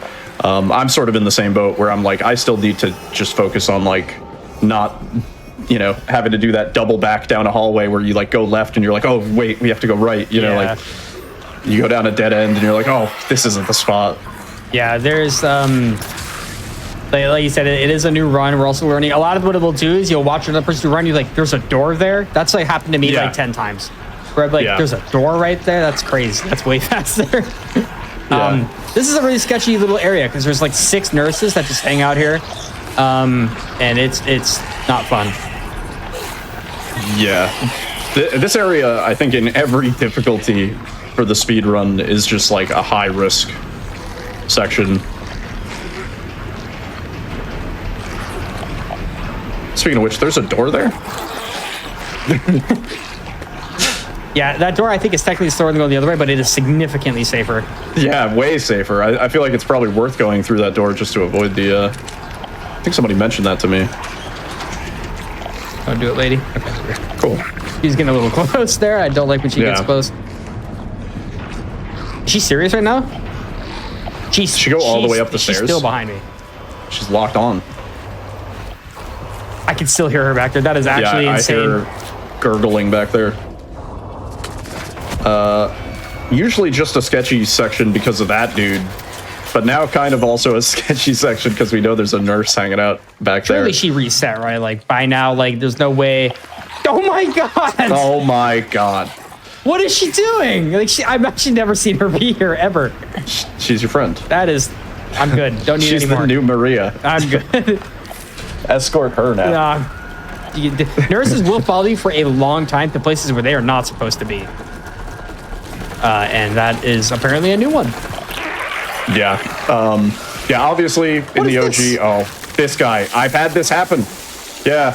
Yeah. This guy in the door is a problem. What? Can we not? Can we just, fellas? I think you gotta blast him. I think he's earned it. He's stuck. Yeah, he's completely stuck. Yeah. There's no way. What is? Yeah, I had that happen to me too. I think what happens is he's actually not allowed to go down that staircase. There's like an invisible wall. So I think if he pushes into it, he gets stuck there. That was crazy. Yeah. And then I had the crawler dude also beating me up for good measure. That is like such a prime example of how fast something can go terribly wrong in this game. Yeah, that was horrible. Cool. Handled it well though. Yeah, we only had to waste one shotgun shot. Kind of sucks, but it's okay. Yeah. So this is the final section. We're gonna get the final weight. This is probably the chillest of the areas. There's still a few dudes who can cheap shot you here, but nowhere near as bad.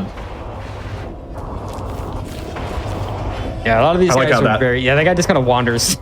That mannequin's like late for work. He's like, oh man, boss is gonna kill me. Nice. Yeah, those mannequins are pretty predictable through there. Sometimes there's a third one in the middle that can get you, but again, not sure if it's seed or global cycles or just whatever. Yeah, I don't know. That was another one where it kind of like reaffirmed like the whole seed idea. Yeah. All right, now we have to wait in here for a minute. Yeah.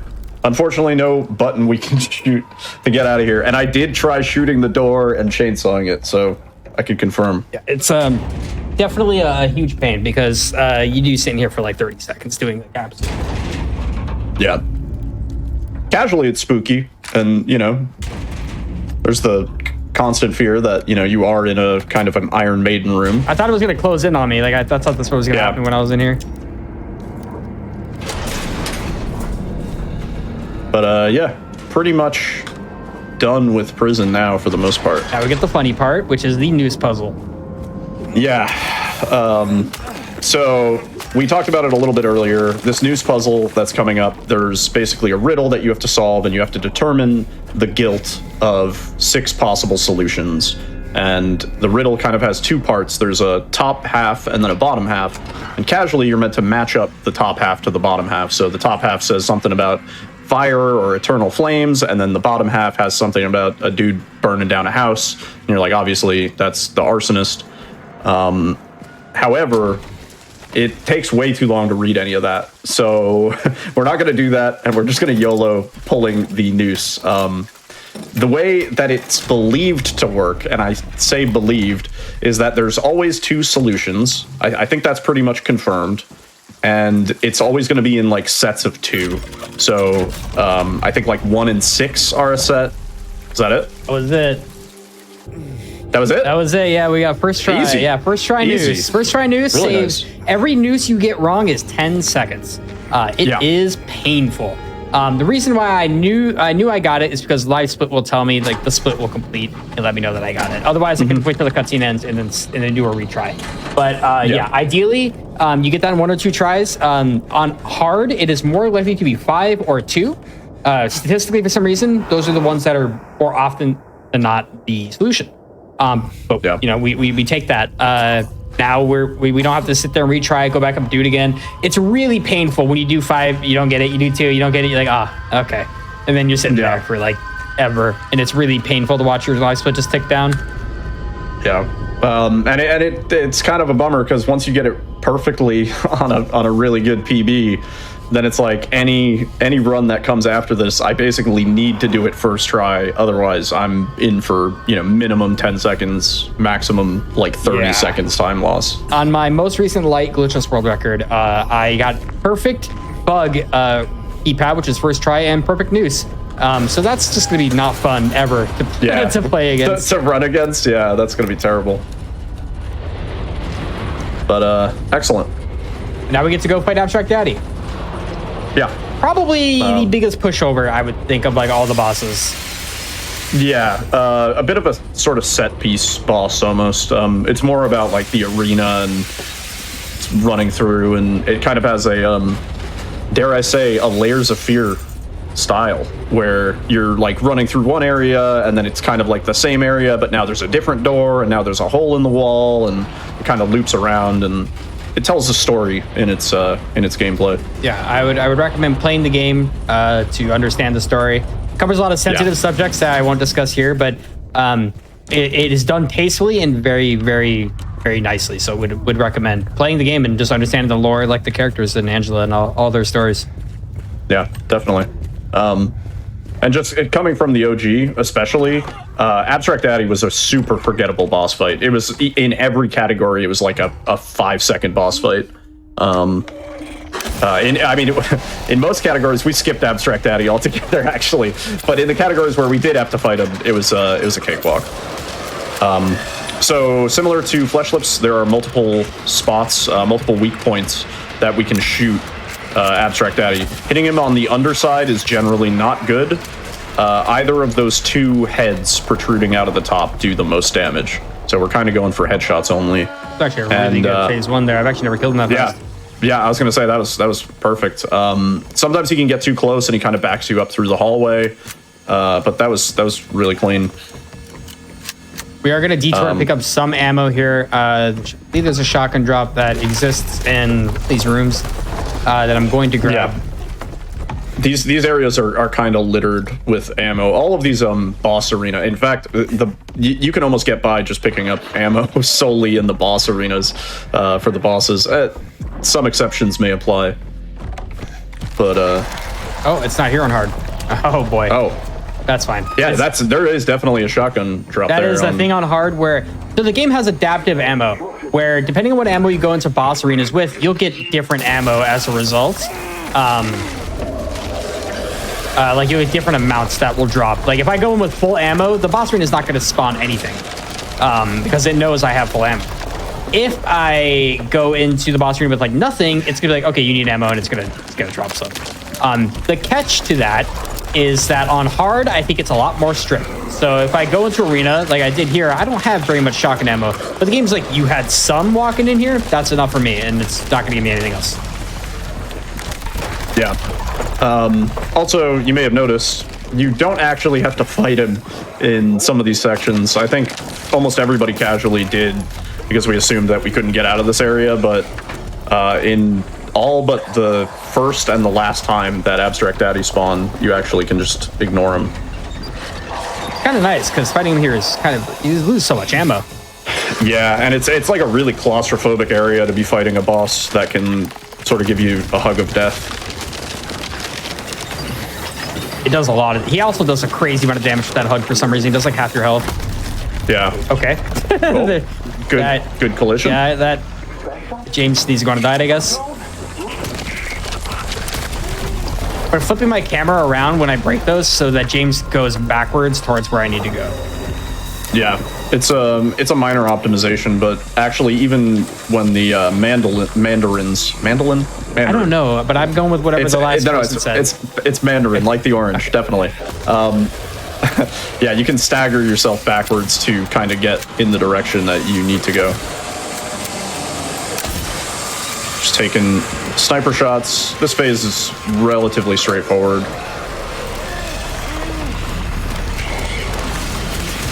Yep, avoiding the hugs. It's nice that Flesh Lips really sort of telegraphs his attacks, and you have quite a big window to dodge the hugs, especially. Makes this boss fight a lot easier.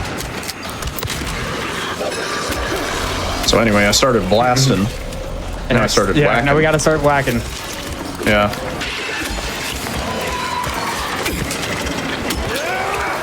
Nice. Not bad. Really good. Yeah. Yeah. Not uncommon to have to switch to your melee weapon there, especially on hard. Actually, there's a lot of fights where you just have to switch to the melee weapon and start whacking because you just don't have enough ammo, and it's faster to just sit there and start being a boss with your weapon than it is to go out of your way to find ammo. Yeah, I think there is like shotgun shells in the corner of that room, but it's like all the way where he spawned, basically. So yeah, it could be a pain to like get across there. And though we do have some ammo routing, so this is when the game gets really scary, because especially on hard, not so much on the other difficulties, but on hard new game where we don't have, you know, like a chainsaw or anything to like kill a bunch of enemies with, we are low on ammo and we do not get very much more going through here. And there are enemies we are forced to kill. So this is where it gets kind of scary. And ammo management becomes very, very important. And to make sure I don't miss, and I have to maintain a certain amount of ammo. Also, I have to leave this whole area, the labyrinth, with a certain amount of ammo because there is a boss immediately following it. So this is when hard really shows how different it is than the other categories. It's because I need this ammo, but I'm not going to go out of my way to pick up the slower ammo. I have to just make do with what I can get, which means I have to get pretty creative with how I deal with certain enemies in certain areas. And hopefully, you know, we don't run into too many issues, but we got a little bit until we actually have to kill an enemy. Now we're going to actually deal with the annoying part of the Mandarins, which is their screaming is the worst thing ever. Yeah. Yeah, you're guaranteed we're gonna see it like, I want to say like 3 or 4 times. There's a couple where sometimes they don't do it. But yeah, there's one.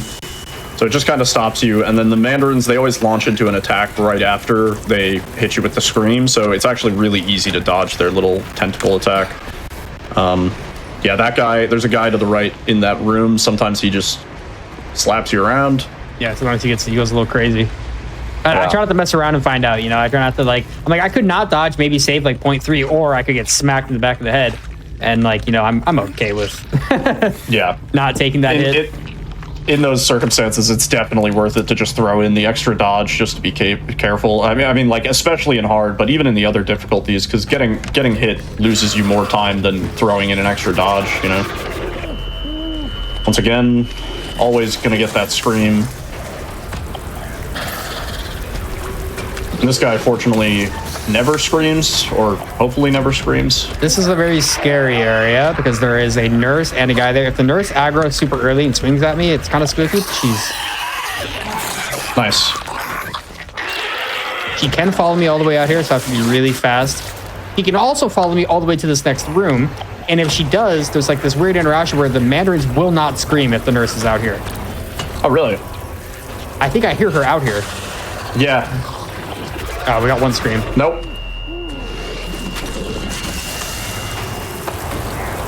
That's not too bad, actually. Now, this is where I have to deal with some very annoying enemies. Yeah. Putting the push crate in a room with 2 hidden mannequins is just a super troll move. All right, you're good. There is sometimes a 3rd mannequin in this room. Yeah, he sometimes spawns, and when he does, it's actually the worst feeling on the planet. Yeah. I had it happen to me in like 2 runs in a row, and I was like, oh, is this just like the new normal now? Like, is this what we're doing? What I'm going to do is I'm going to grab. Nice. Fridge full of goo. Delicious. What we're doing right now, so Labyrinth has been broken up into these sort of like 3 different sections. Compared to the original Labyrinth was actually really straightforward. You were in and out of there, especially in the speedrun. We were in and out of there in like 2 minutes. But now it's a bit more involved. So we're going to be returning to that face section.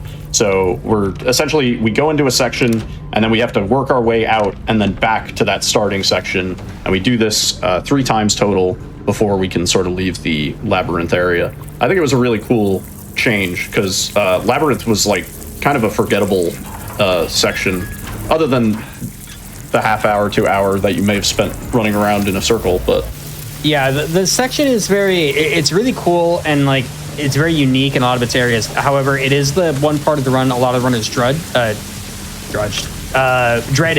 because it was long. This is a 17-minute long section. And it is skipped entirely in the glitched route. Yeah. Pretty crazy skip for that, actually. They just go down the hallway that we're going to be working our way towards. You just do it from the beginning, and that's it. Jumping into holes, James' favorite pastime. We have to confirm at least 3 times, guys. You have to be absolutely certain you want to jump down that hole. He just doesn't know. He's not sure. Sometimes you're a little scared, like jumping into like a pool or something. Exactly like that. What's really funny is the thing that we like burn to get the thing down. Like you could definitely just untie that, right? Like he didn't need to burn it. I don't even know how he came up with the idea that it would be burnable, but yeah, kind of wild. Yeah, I know. If I see like a tied rope suspending something, I'm like, I should just untie that rope. My first thought's not like, let's get some fire and let's burn that rope. Nah, then the escape room staff yell at you. They're like, no, put the lighter away. Put the lighter away. Who let you bring that in here? Now we're in the next part of the labyrinth where we're pulling up to Pee-Pee Head's house, basically. Yeah. We're gonna have a quick encounter with him. This is like definitely way more of a labyrinth than it was in the first game. It's super easy to get turned around here. Everything looks the same. There's like 5 up and down ladders. Some of them kind of go to the same places. Some of them kind of go to different places. And what's really cool is the entire time James is actually charting out the map. So casually, you do have some vague idea of where you're supposed to be, but figuring out how to get there is a pain. Yeah, it's interesting because picking up the map not only is just an initial time loss, but throughout the run will lose you more time because as James walks by like key items and areas, he's like, I gotta write that down, and then he will stop and he will write it down. Puts it in his trusty map. Nice. Usually there's like 2 wall crawlers there that can sometimes be a problem, but. And I'm not sure if this is dev oversight or not, but you're supposed to crawl through here, but you can actually just run right through it. Wait, I didn't even know that. Did he just like, did I? Aim labs? I think he tanked a shot. I think he was extra strong. It's a little unfortunate, but that guy just got back up. Hold on. Don't touch me. They'll look like they die, but then they just get back up. Which happens a lot and is kind of annoying. So we are in not a bad ammo situation, but we are certainly not in what I would describe as a good one. Missing that shot there is kind of detrimental to what's going to happen next. There's going to be a very annoying enemy coming up in a minute who is standing in a super annoying spot. That is probably going to lose us some time, but for safety reasons, I'm going to let him so that we don't die. So there's these 2 crawlers in this hallway, and if I take a bad line here, one of them will follow me into this room where I have to move a cart, and there's already an enemy in there. If that guy follows me in here, I'm probably dead. So I really need to like not let him. So, speaking of which, no. let's just play this smart here. Yeah.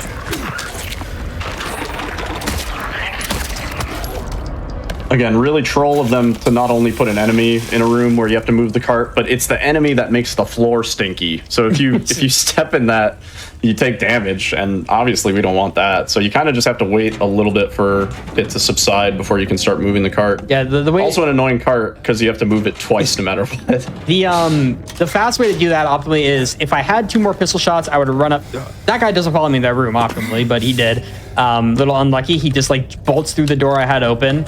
Kind of like your cat when you open the door to leave, they just bolt outside and you're like, wait. But you kill that guy and you start moving the cart immediately. If you can get it just out of range of the poison in time before he spits it out. But that room is it's just awful. Like, it is the worst thing I've ever seen. So coming through here, this section is actually like kind of reminiscent of a section in the old Labyrinth from the OG. But they sort of switched it up a little bit. This would have been in the OG where we would get the Great Knife, actually, which is not a weapon in the remake, unfortunately. We do get the Great Knife, but it is not nearly as cool or as fun. Yeah. Bit of a shame.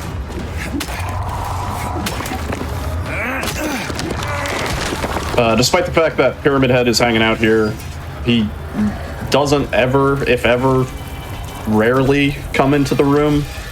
He doesn't really pose like any threat here at all, even on hard. Yeah, he's pretty chill. He knows James isn't messing around anymore, so. He really didn't want James to go in his room, but James went in his room, and I was really upset about it. Yeah, so coming up here to get the wire cutters. And these dudes in this hallway can be a bit of a nuisance. Yeah, she did the double swing too. Yeah, she was going crazy. That's why I was mashing there. They the nurses also, if you ever played Elden Ring and you fought Margit and you're like, wow, this guy really loves to delay his attacks, that's basically what the nurses do.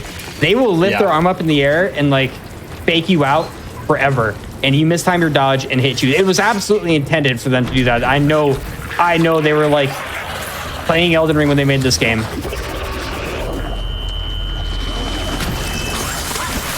That was just tragic. That's so unfortunate. Should be fine. The iframes were not iframing.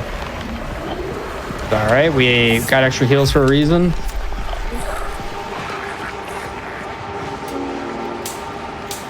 I have a cope strat that I do through there where I turn off the flashlight, and 100% of the time I have not gotten screamed at.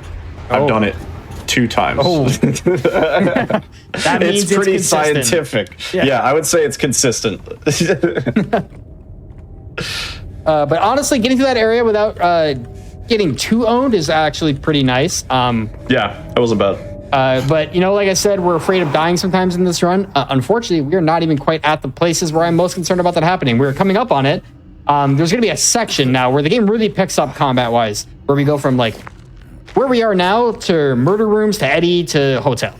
It's about to pick up really, really fast, and it gets pretty scary. Yeah.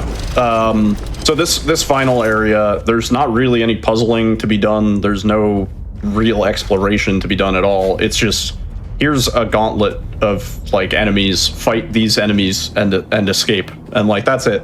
That's really the concept here. So the goal obviously is kill the enemies as fast as possible, leave the room as fast as possible. But we're sweating for ammo and sort of sweating for heals too, because this can go south like really, really quick in here. Yeah, there are a couple set spawns here. There's a handgun there, a rifle here, and there's a shotgun near the door. So the idea here is, I think if I do this right, I'm going to plan to take one of these guys out with the pistol, because when they're on the ground, they take more damage. We'll just load the guns before doing anything. Yeah. And that will trigger the sequence.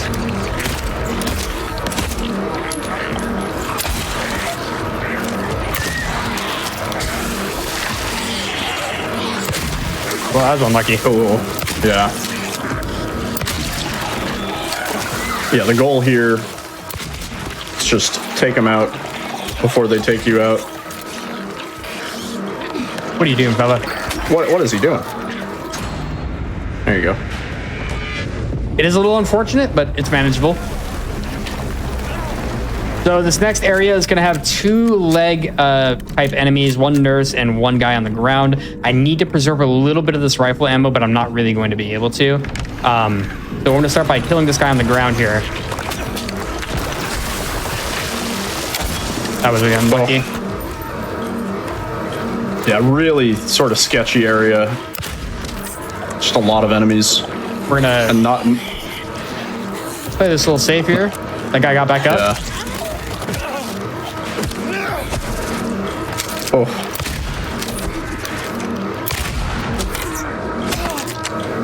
All right. It's fine. Great dodges. Great dodges. Yeah, any one of those hits almost definitely would have been a death. Yeah, that is terrifying. We have 3 rifle ammo, and this room has 2 mandarins in it and a crawling enemy. This is going to be kind of hard because I'm hurting for ammo, and I cannot miss here.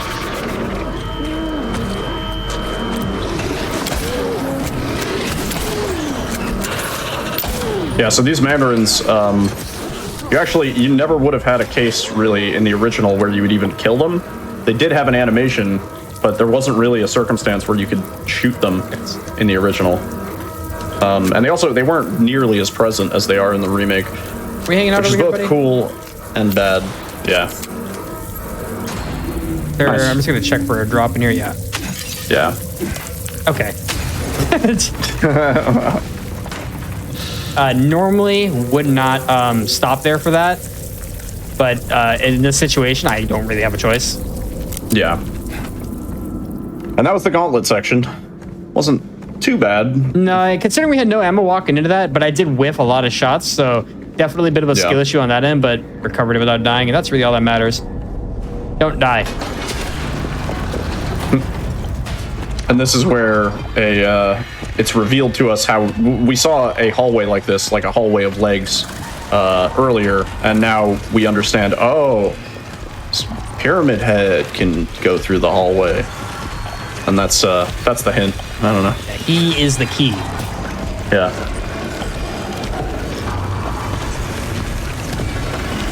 Just another cool thing that they couldn't really do in the original.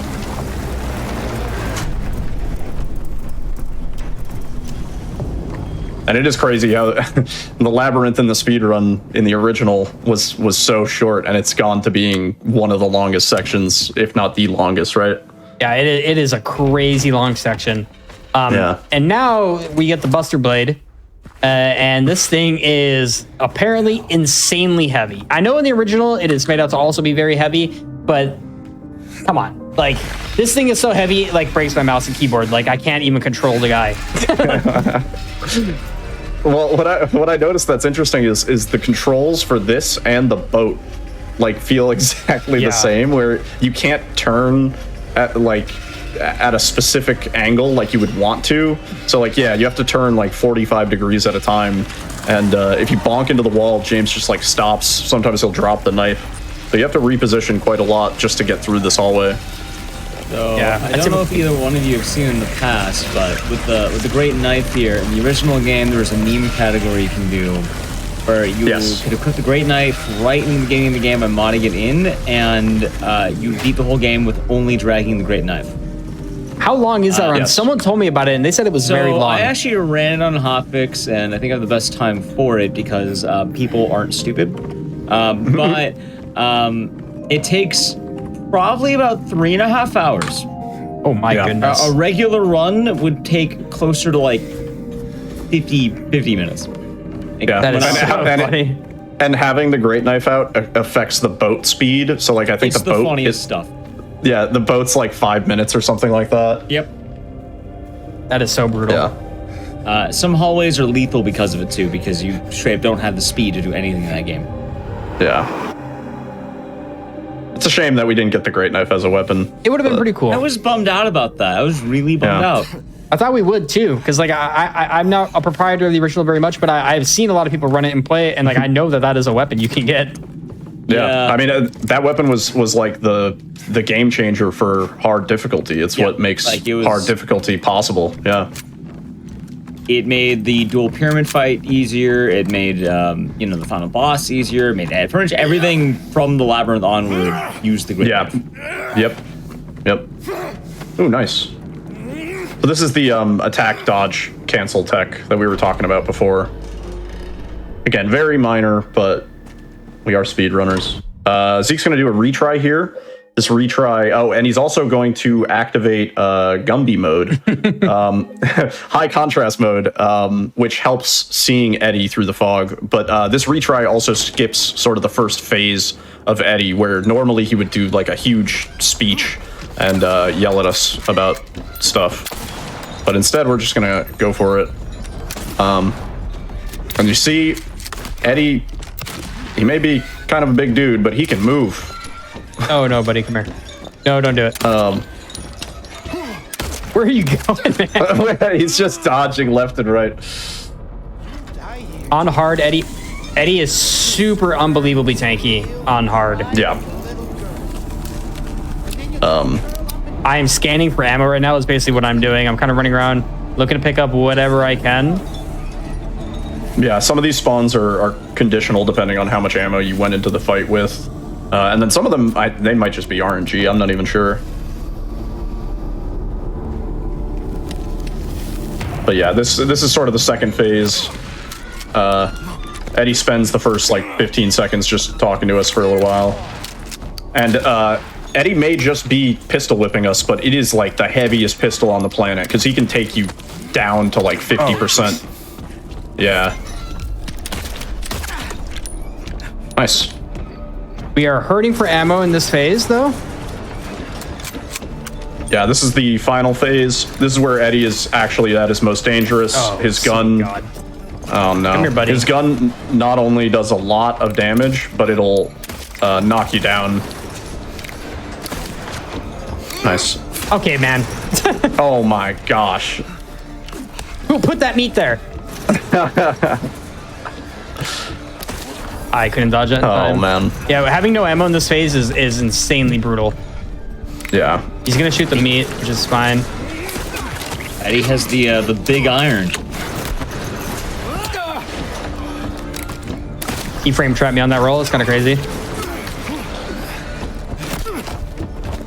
Eddie? Edward. That's not. I can't move. Come here, buddy. I have enough heals to sit here. I got one more drink. Come here. No. There we go. Nice. There you go. The being in a low ammo situation, and a lot of that extended from how rough the murder rooms went, is so having low ammo here is very difficult to deal with for Eddie. We're going to change the contrast settings back now, because if I open the store, I will flashbang everybody. Yeah, so high contrast mode, it's pretty funny. Day one of the game coming out, I was going through the settings, just kind of poking around, seeing what there was. And I turned on high contrast mode, and I was like, oh man, how long until the speedrunners discover this? And lo and behold, it is useful. It's also kind of useful in the gauntlet section at the end for seeing the mandarins underneath the grate a little bit. I've seen a few people use it there. But in general, also, it's really nice to just have those accessibility features, right? Like, not even speedrunning wise, they really cared about making sure that the interface was fully customizable and that you could see everything, even if you were hard of sight. And yeah, a lot of very good accessibility settings. One of them I have turned on, many people don't notice. A lot of people notice right away, but is the dyslexia mode for the font. Unironically, helps me read it a lot better. It also looks kind of goofy, which I think is like, it doesn't really fit the game, but I like having it on. But yeah, it's one of those things where very not common in any game to have something like dyslexia mode for font. Yeah, there's also the center dot reticle that you can just have on, like whether or not you have a gun out, which personally helps me with nausea, because otherwise I get a little like seasick feeling playing these games sometimes. Yeah, sometimes it's like really hard to tell exactly where James is facing, because it's actually super important to be facing stuff head on, or else you won't even be able to interact with like blood items. Yeah, it does help with interactions too, like lining up stuff. But slightly different boat stage than what we had in the original. It's a little more straightforward than it was in the original, I would say. In the original, it was kind of like you could be paddling for a while and you weren't sure you were going the right way. In this, since you can only turn at like 45-degree angles, there's really only so many angles you can go. And if you go in the wrong way, it teleports you back to the start, which is an interesting choice. Yeah, it's definitely not great, so you don't want to like accidentally go too far left or right. Yeah. I will say, I don't think it was tracked in this game, right? Your boat time? Was it? No, there is no boat stage time. Yeah, in the original, we had the boat stage time, and it showed you the top speed of the boat, which is really dumb because obviously you were you were going the fastest that the boat could go. Like it was assuming you weren't playing it hard, all you had to do was hold up to go the fastest speed. But yeah, a little bit different. And skipping the Laura jump scare there, if you dodge into that cutscene, then you don't have to stand there stunned. There was some debate that you could shoot the piano to scare Laura. I have seen no evidence of this. I think that was entirely a hoax. I like think about that every time I get here. I'm like, I should try shooting the thing because someone said that. I've tried it. I don't know if you have to hit it in a specific spot or what, but I think I was bamboozled.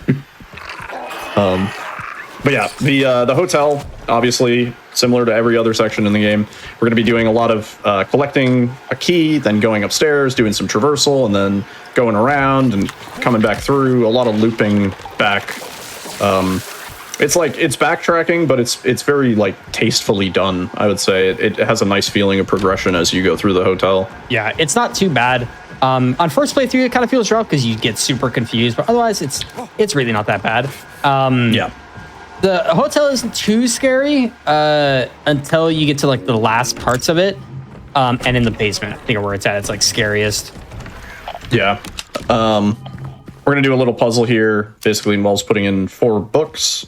The hint to the puzzle is actually the painting on the wall behind us, and yeah, the order is Revelations, and then some other ones. I don't know what order. You actually put them in a different order. I usually go like left to right. Yeah, it's Revelations, Eagle, and then Lion, and then okay. Oh, and then you don't have to. Oh, I see. Then you don't have to go up or down in the inventory. Yep. I'm learning things too. So again, static code in the OG. There was a briefcase with a letter code combination, but it was RNG. We obviously had like seed manipulation and stuff like that in the OG to figure out the code in advance, but they sort of simplified that in this by just making everything static per difficulty. Grabbing the fresh apple. amazingly fresh for everything else that we've seen in Silent Hill. And there is another apple that's rotten, so there has to be some sort of reason why this one did not rot, but the other one did. Yeah. There is a different route for me to go a different way. There is a slightly updated route for this that I have not yet implemented. There is also a cool little tech that also just got found just before the hotfix. Like 10 minutes. Yeah, 10 minutes before the hotfix from Carcinogen about skipping the mandolin upstairs, which I'm not going to be doing because I have not practiced or prepared it. So we're going to be going against him in what is one of the scariest parts of the game. Yeah. Because on light and normal, you can lose a lot of time up there. On hard, you will die in one hit. Yeah.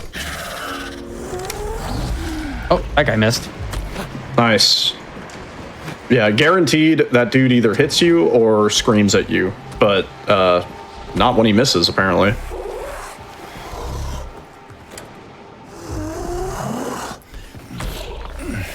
Yeah, and this is just a, this is like, casually, it's supposed to be kind of a stealth section, I guess, where you're going around, you're collecting a few things. There's actually another puzzle that we need to solve that we were supposed to have solved to get to this point. But since the puzzle answer is static for that safe, we can actually just come straight down here and skip that entirely.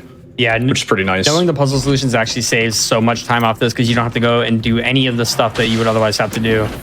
Yeah, it takes out having to do all the prerequisites. Also, this is where you can see, like, probably the biggest benefit of having a gun is being able to cancel out some of these animations. So you'll see when James finishes doing this crank, you'll notice there's like a huge delay before you can even start moving. So like here, James is just like, oh, I did a great job, I'm stoked. And then you can start moving.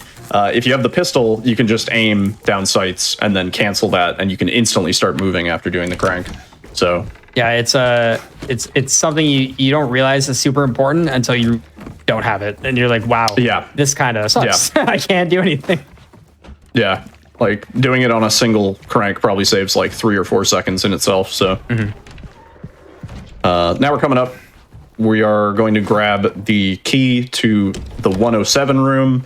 It's kind of a strange order that you have to do this in. Like Zeke was saying, there's sort of an updated route. The difference between the updated route and this one isn't like too major. The difference with the little trick that Carcinogen found like 10 minutes before this hotfix, though, is actually super sick, and something that we're going to have to figure out. Yeah, it's something super nice because it actually takes out of what was originally a very big time loss gamble. That you know we were talking about earlier, where I can die there on hard, and hopefully I have a strat that lets me potentially, if I'm good enough at the game, I could survive and time a dodge correctly. But hopefully, we can do that when we get there, because that's not too far away now. The whole objective here is we're trying to get 3 figurines: a Cinderella, a Snow White, and a Little Mermaid figurine to unlock really get the 3rd floor key, which is what we need to get to the last area of the game. Yeah. The whole goal here is we're trying to get to the hotel room that James and Mary stayed at, where we can watch a videotape, which will tell James some very important information that he should know. I think it's it's relevant. Strange how you forget it. yeah, sort of. Yeah. Oh my God. That guy was going crazy. Yeah. A lot of these crawlers here are just kind of getting into position, so we don't really have to worry about them, fortunately. Except for that guy, apparently. I try to hug the left side there because that dude goes a little crazy, and he'll just jump on you. After you solve that mirror puzzle, the whole entire hotel kind of turns into a little bit more dilapidated situation. And you can tell that everything's starting to break apart and fall apart. But yeah, just a little bit of backtracking coming back down here. And it is very similar to the OG, where they put the music box and sort of how you have to get the 3 figurines to put into it. But both how you get the figurines and what you do with them once you get them is entirely different. They added a puzzle. They added sort of several puzzles in the process of getting to the figurines, and it's pretty cool. Yeah, it's definitely a lot more straightforward, I think. Yeah. But now that we got it, we got the fireplace key. And now this is where we're kind of crossing our fingers. So everyone in chat to please pray for this moment that either I can react fast enough and not die, or he just doesn't kill us. Because what's going to happen here is we're going to go upstairs and get the last figurine. And then a boss is going to spawn. It's just a Mandarin. But we need to move a shelf and break a hole in the wall and get out. We could kill the Mandarin. I mean, I certainly can't. I don't have any ammo. But the idea is that you're supposed to, and then you go through the hole in the wall. But obviously, trying to go fast, we're not going to do that. So we're just trying to do it without killing him, which enables him to potentially do a single hit kill ability that we hope we don't get hit by. Yeah. It is nice that this fight is not mandatory. It's Mandarin. Oh, nice. I'm so sorry. Yeah, so this is the big gamba. We need to break this wall open. And... yep. And the animation is long and very much interruptible. Nice. Really good. Yeah, I thought there for a moment because if I had gone for that third hit and gambled and lost, which I would have because he did the fast attack there, he would have hit me and hit me again and I would have died. If he had done the charge, it would have killed me straight up. So it's better to wait and try to time the dodge, and we didn't die. Very nice. So now we have everything that we need to solve this puzzle and get up to the third floor. This puzzle, fortunately, is static. The solution is actually really easy. It's actually one input. You just go like left, right, left, and then 3 on the little center one, and then you send them their way. This puzzle has less inputs on hard than it does on any other difficulty of riddle. It's actually just 1, 1, 1 across the key turns, where on light or standard riddle, it's like 7, 5, 1. Which is a lot of inputs, and it's actually the really easy inputs to fumble, because if you overturn a key, you have to reset them and do it over again. I'm not gonna hold you. I did this game casually, and my first playthrough was hard, and I didn't know how to solve that puzzle, so I guessed. And I asked my friend Spicy and my friend Camus what they did. They also guessed. They just did 1, 1, 1, and we all got it right. We're like, wow, we did it. Well, my first playthrough, I did it on standard, and so when I did do a second playthrough on hard, and I got to that puzzle, I was like, oh, you're kidding me! Like, this solution was so much more difficult in the easier riddle. Yeah. So now we're watching a tape. We're not actually going to watch it. For some reason, I can't skip it until a few seconds have passed, until James sits down and gets comfortable. But essentially, for those who are interested in the story, we learn that James was here looking for his wife, who he had killed. Yeah. Big bombshell. The moment of revelation. James is truly guilty. What's interesting is there are some enemies that appear in some of these final sections, but even the enemies don't care about James at this point. They're like, dude, you're irredeemable, you know? But yeah, it's a very cool section. This whole puzzle solving, putting the thing through the floor and moving the card around and stuff like that. This didn't exist in the original, and I think the like atmosphere and the feeling of just the weight of what you just saw kind of hits really well here. Yeah, that's why there's no enemies here, right? There's nothing here to fight you until you get to the double Pyramid Head boss fight, which, you know, I think lore-wise, Pyramid Head is supposed to represent James and his guilt. That's why Pyramid Head is like the, you know, judge, jury, executioner sort of thing. He is essentially like a manifestation of James's guilt. So in a way, Pyramid Head is James. There's also, like, I'm not sure if it's like a fan theory or an actual, because I believe it. We're coming up on the next fight, which is double Pyramid Head. There's 2 of them. And the idea is one of those Pyramid Heads is the guilt that James feels for killing Mary, and the other one is for the guilt he feels killing Eddie, because we just also killed him. Huh. I feel like I hadn't heard that before. Yeah, I heard that recently, and I'm like, that sounds like it could be true. Yeah. I don't have enough evidence to know. We did skip the cutscene, but James feels really bad about killing Eddie because this is the first human being that he thinks that he's killed. He's like, I killed a human being, you know, because this entire time he's been killing monsters. Eddie was kind of a dude, and James killed him, so he feels guilty. Yeah. heading through the flooded basement. And This James section is scared. did exist in the original, but it was a little different. Yeah, I love his movement here. He's so scared. He's so startled. I'm so startled. He's very scared here. We're coming up. This section is actually extremely chill, and then we get two back-to-back very not chill boss fights. Coming up is Double Pyramid Head and Mary. Yeah. I have a loose strat for Double Pyramid Head. Double Pyramid Head has not been... A lot of the boss fights on hard have not been labbed very much. Double Pyramid Head is no exception to that.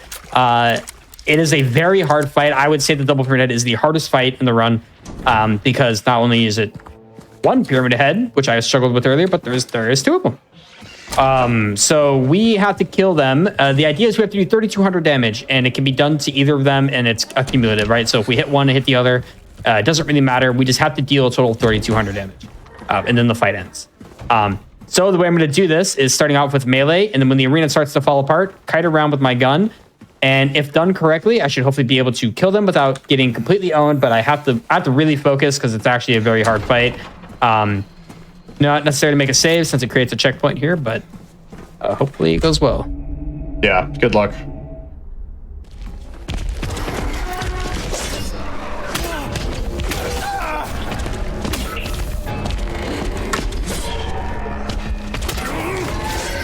The thing that makes this extra hard, I mean, besides the fact that there's two of them, is they actually have a pretty big move set. They can do that double swing. They can do the one where they strike down into the ground. They can do the basic poke. And they all do, I want to say, like just about 50% of James's health each time. Maybe a little less. So it's pretty dicey. And we are now in the turbo phase. When the roof starts falling down, they get a little bit angrier at James.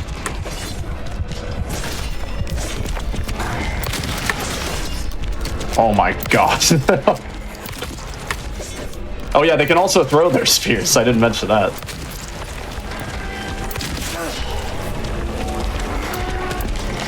Try to switch guns, please.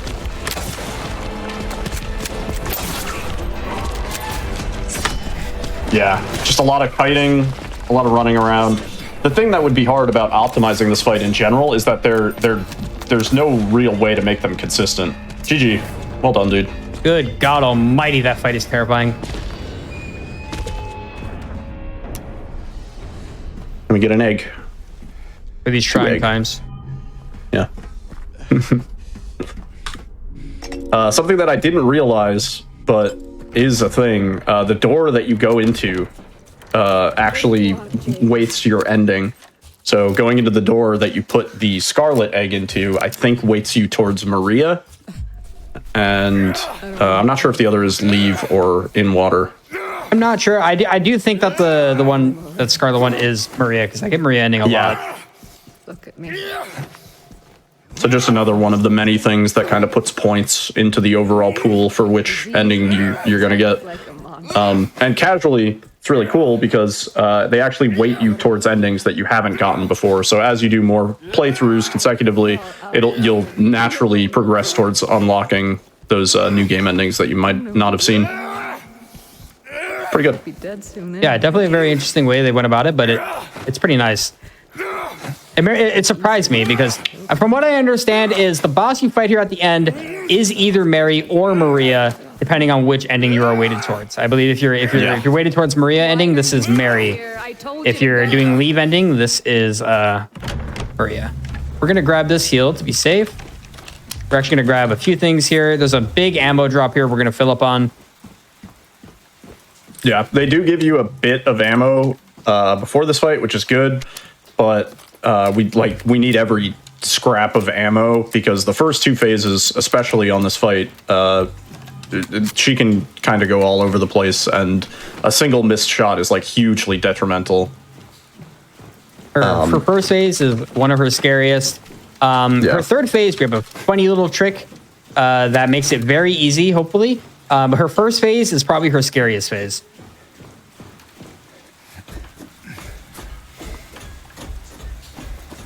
It's funny because this section in the original there was no ladder. It's funny that they gave us one last ladder. All right, so we're going for headshots only. Aim labs kicking in. And the goal is to get her, oh wow. The goal is to get her phased as quickly as possible out of this one, just because she is flying around. It's really easy to miss her head. It's almost like, it kind of feels like a bad hitbox at times. But yeah, shooting her directly in the face can be pretty difficult. And the nice thing, I didn't mention it before, but bosses do take damage pretty much pretty much anywhere you shoot them, but the weak spots obviously do significantly more damage. So second phase, she's kind of gonna do a little bit of a Flesh Lips impersonation.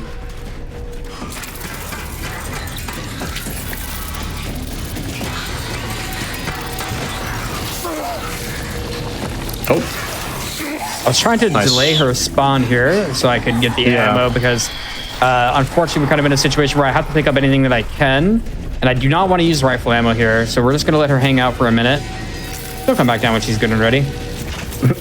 Yeah, ideally saving the rifle ammo for the final phase.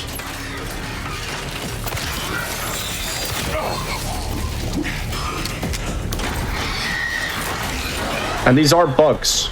I remember everybody in the OG, they were like, she sends bats at you. And I was like, no, she doesn't send bats at you. They're bugs. And now we know.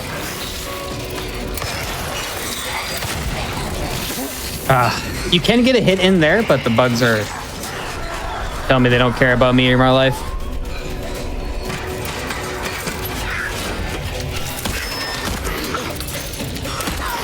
Should be almost there, I think. Dude, these bugs gotta stop doing that. Oh my god. They gotta stop doing that.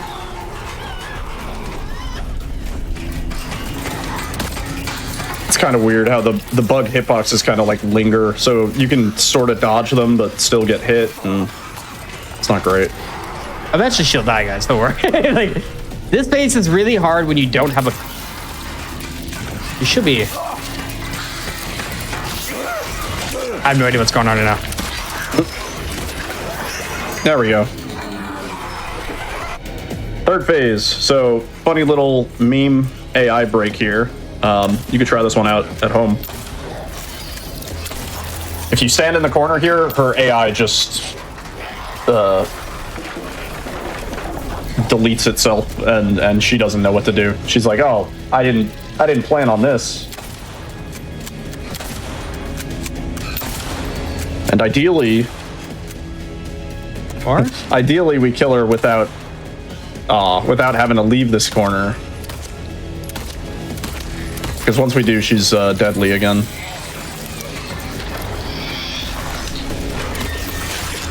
Oh. Okay. Lady, we gotta not do this right now. Oh my god.